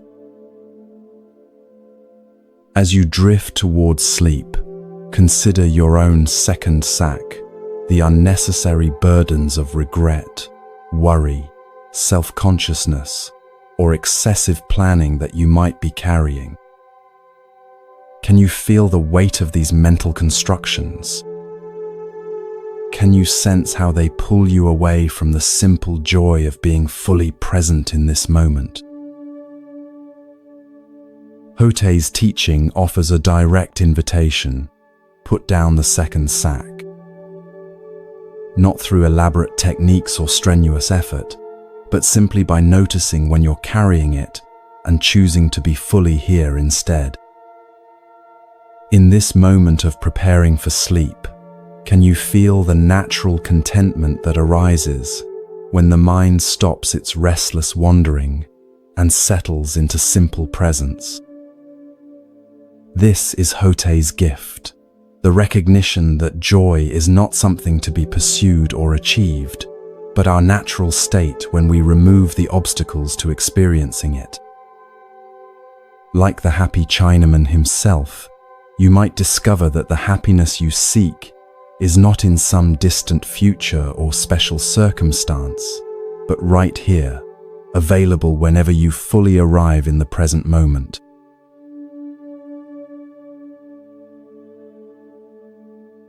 Feel your body melting into deep relaxation, each breath taking you further into tranquility. As the concerns of your day dissolve, allow your mind to journey to ancient Japan, to a time when Zen teachings were flourishing throughout the land. The familiar surroundings of your room transform into a serene mountain landscape, where a small Zen temple nestles among towering pines. Mist drifts through the valleys below as morning sunlight gilds the temple's curved roof. This is the temple where Master Shinkan teaches. Unlike many famous Zen masters whose challenging koans and strict training methods are widely known, Shinkan's approach is gentler, more direct. He's known for his ability to meet each student where they are, offering precisely the teaching they need in that moment. His reputation for clarity and compassion has spread throughout the region, drawing seekers from many walks of life. As you approach the temple gates, you notice two very different visitors arriving ahead of you. The first is a young monk, perhaps 20 years old, his shaved head and crisp robes marking him as someone who has recently entered formal Zen training at another monastery. His posture is perfect, his movements controlled and mindful. He holds a small bundle containing, you imagine, sutras and notes from his studies. The second visitor is an elderly man, his weathered face and calloused hands suggesting a lifetime of physical labor. Though clearly well into his 50s, he moves with the easy strength of someone accustomed to daily work. His clothes are simple but clean, the garb of a farmer or tradesman rather than a religious seeker. Unlike the young monk, he carries nothing but a small cloth bundle that might contain a midday meal. Both visitors have come to seek Master Shinkan's guidance, though for different reasons. You follow them into the temple courtyard, curious about how the master will respond to their questions. The young monk is received first, shown to the master's modest quarters by an attending student. Through open screens, you can see Shinkan seated on a simple cushion. Though probably in his 60s, he sits straight as a pine tree, his face reflecting both the strength forged through decades of practice and the gentleness that comes from deep understanding. The young monk bows formally before taking his place opposite the master. Venerable teacher, the young monk begins, his voice carrying the slight nervousness of one addressing a renowned master. I have studied the Tendai school of meditation for 6 years before beginning Zen practice. I have memorized many sutras and mastered several forms of meditation. But there is one teaching from the Tendai school that continues to perplex me. Shinkan nods encouragingly, his eyes attentive. The Tendai texts claim that even grass and trees will become enlightened. The monk continues. This seems very strange to me. How can non-sentient beings like plants achieve Buddha nature? They have no minds with which to practice meditation, no consciousness to realize enlightenment. Can you explain this teaching? You watch as a subtle smile crosses Shinkan's face, not mocking but gently amused, as if the young monk has inadvertently revealed something significant through his question. The master is silent for a moment, studying the earnest face before him. Of what use is it to discuss how grass and trees become enlightened? Shinkan asks, his voice gentle but direct. The question is how you yourself can become so. The young monk appears momentarily taken aback by this response, which neither confirms nor denies the Tendai teaching, but shifts the focus entirely. He opens his mouth as if to ask a follow-up question, then closes it again, seeming to sense that pressing for a more elaborate answer would miss the point of Shinkan's response. After a moment, he bows deeply and withdraws, his expression thoughtful rather than disappointed. Now the elderly visitor is shown in. His bow to the master is respectful, but less formal than the monk's, suggesting a different relationship to religious protocol. He settles himself on the cushion with the natural ease of someone comfortable in his body. Master Shinkan, he begins, his voice carrying the roughness of age but also a quality of directness. I am a simple man who has worked the land all my life. I never had the opportunity for formal study or temple practice. But my neighbor, who visits your temple sometimes, has spoken of your teachings about Buddha nature. I wonder, can someone like me, with no education or proper training, still understand the deeper truths of Buddhism? Shinkan's face warms as he regards the elderly man. Did you consider the grass and trees on your journey up the mountain to this temple? He asks. The older man looks puzzled but nods. Yes, of course. The pines along the path are particularly beautiful this season. And did they bow to you as you passed? Did they demand to see your credentials or test your knowledge of the sutras before sharing their beauty with you? A slow smile spreads across the elderly man's face as he grasps the meaning behind Shinkan's questions. No, he replies. They simply were as they are. Just so, says Shinkan, nodding. Buddha, nature is like this, freely given to all beings without distinction, requiring no special qualification or achievement. The trees and grass never worry about becoming enlightened. They simply express their nature fully. Perhaps they have something to teach us about the direct path. The elderly man's eyes shine with understanding. What might have taken years of philosophical study to grasp intellectually, he has understood immediately through Shinkan's simple metaphor connected to his own experience. As the older man leaves, you notice the young monk waiting in the courtyard, still contemplating Shinkan's response to his question. Seeing the elderly visitor's peaceful expression, the monk approaches him. "Pardon me," the young monk says, "but I couldn't help noticing your meeting with Master Shinkan. May I ask what teaching he shared with you?" The elderly man smiles. "He helped me understand how grass and trees become enlightened," he replies simply, then continues on his way down the mountain path, leaving the young monk staring after him in astonishment. This elegant story illuminates several profound aspects of Zen wisdom and teaching. At its heart is the contrast between intellectual understanding and direct realization, a distinction that lies at the core of Zen practice. The young monk, with his years of formal study and memorization of sutras, approaches spiritual practice primarily through concepts and theories. His question about grass and trees becoming enlightened reflects this conceptual orientation.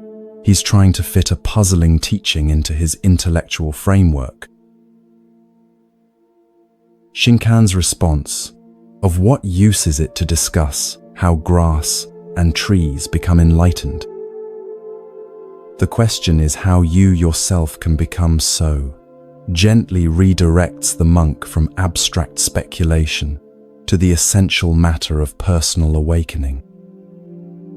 This redirection is not a dismissal of the monk's question, but an invitation to move from third-person theorizing to first-person investigation.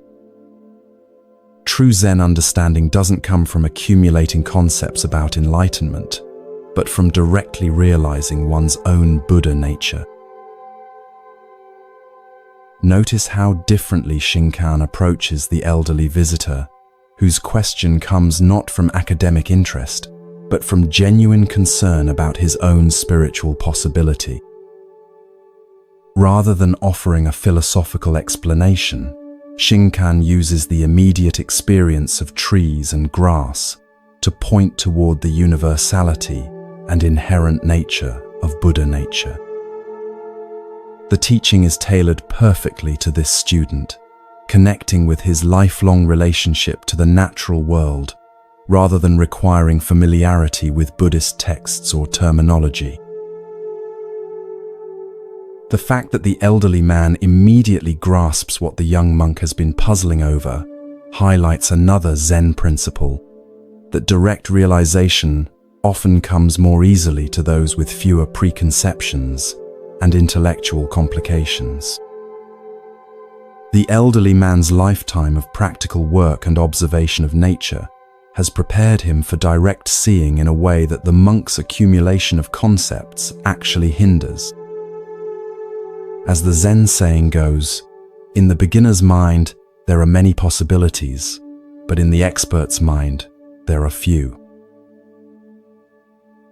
The title question itself, "How Grass and Trees Become Enlightened," contains a misconception that Shinkan skillfully addresses without directly refuting.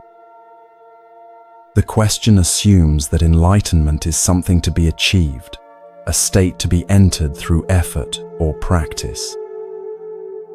But from the Zen perspective, Buddha nature is not something acquired but recognized. It is the inherent nature of all beings, including plants. Grass and trees don't become enlightened. They already express their Buddha nature perfectly through simply being what they are, without self-consciousness or striving. This points to a fundamental teaching about our own practice, that awakening is not primarily about adding something new, but about recognizing what has been present all along. Like grass growing naturally toward the sun, our Buddha nature expresses itself most perfectly when we stop trying to achieve special states and simply allow our natural awareness to manifest without interference from excessive thinking and doing. The young monk's reaction to the elderly man's parting comment suggests the beginning of his own shift from intellectual understanding toward direct realization. His astonishment indicates that something has broken through his conceptual framework, perhaps the recognition that what he's been seeking through study and analysis might be more directly available than he thought. As you drift towards sleep, consider where in your own life you might be approaching important matters primarily through concepts rather than direct experience. Perhaps you've read extensively about meditation without establishing a regular practice. Maybe you understand the principle of mindfulness intellectually, but rarely bring full awareness to ordinary moments.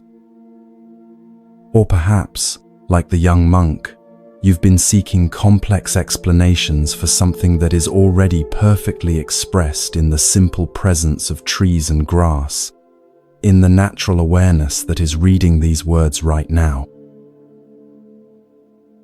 Shinkan's gentle wisdom reminds us that the deepest truths are often the simplest, and that sometimes the most direct path to understanding is to stop trying to understand and simply be as naturally and completely as grass and trees, which never worry about becoming enlightened, yet perfectly express their Buddha nature in every moment.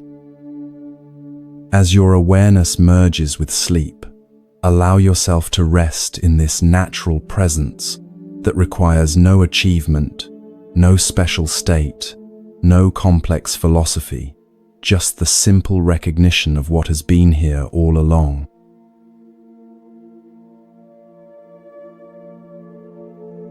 As our first journey through these ancient wisdom tales comes to a close, allow these teachings to settle gently into your heart. Like seeds planted in fertile soil, they'll continue to grow in your awareness long after these words fade. Remember Hakuin's profound equanimity, showing us how to meet life's challenges with the simple response, "Is that so?" Recall the patient Teki Sui, who found enlightenment in a single drop of water, teaching us that mindfulness in the smallest actions contains the greatest wisdom. Carry with you Basui's letter to his dying disciple, reminding us that our essential nature is never born and never dies. These stories aren't mere entertainment, but invitations to a deeper way of being. As you drift towards sleep, allow their wisdom to work silently within you, transforming your understanding without effort. From all of us at Moonlight Temple, may you rest in profound peace, knowing that the wisdom you seek is never far away. It lives in your every breath, in your open heart, in the natural awareness that is your birthright. We'll continue our journey together in part 2, exploring more treasures from the Zen tradition. Until then, sleep well, dream deeply, and awaken to each new day with the fresh perspective these ancient teachings offer.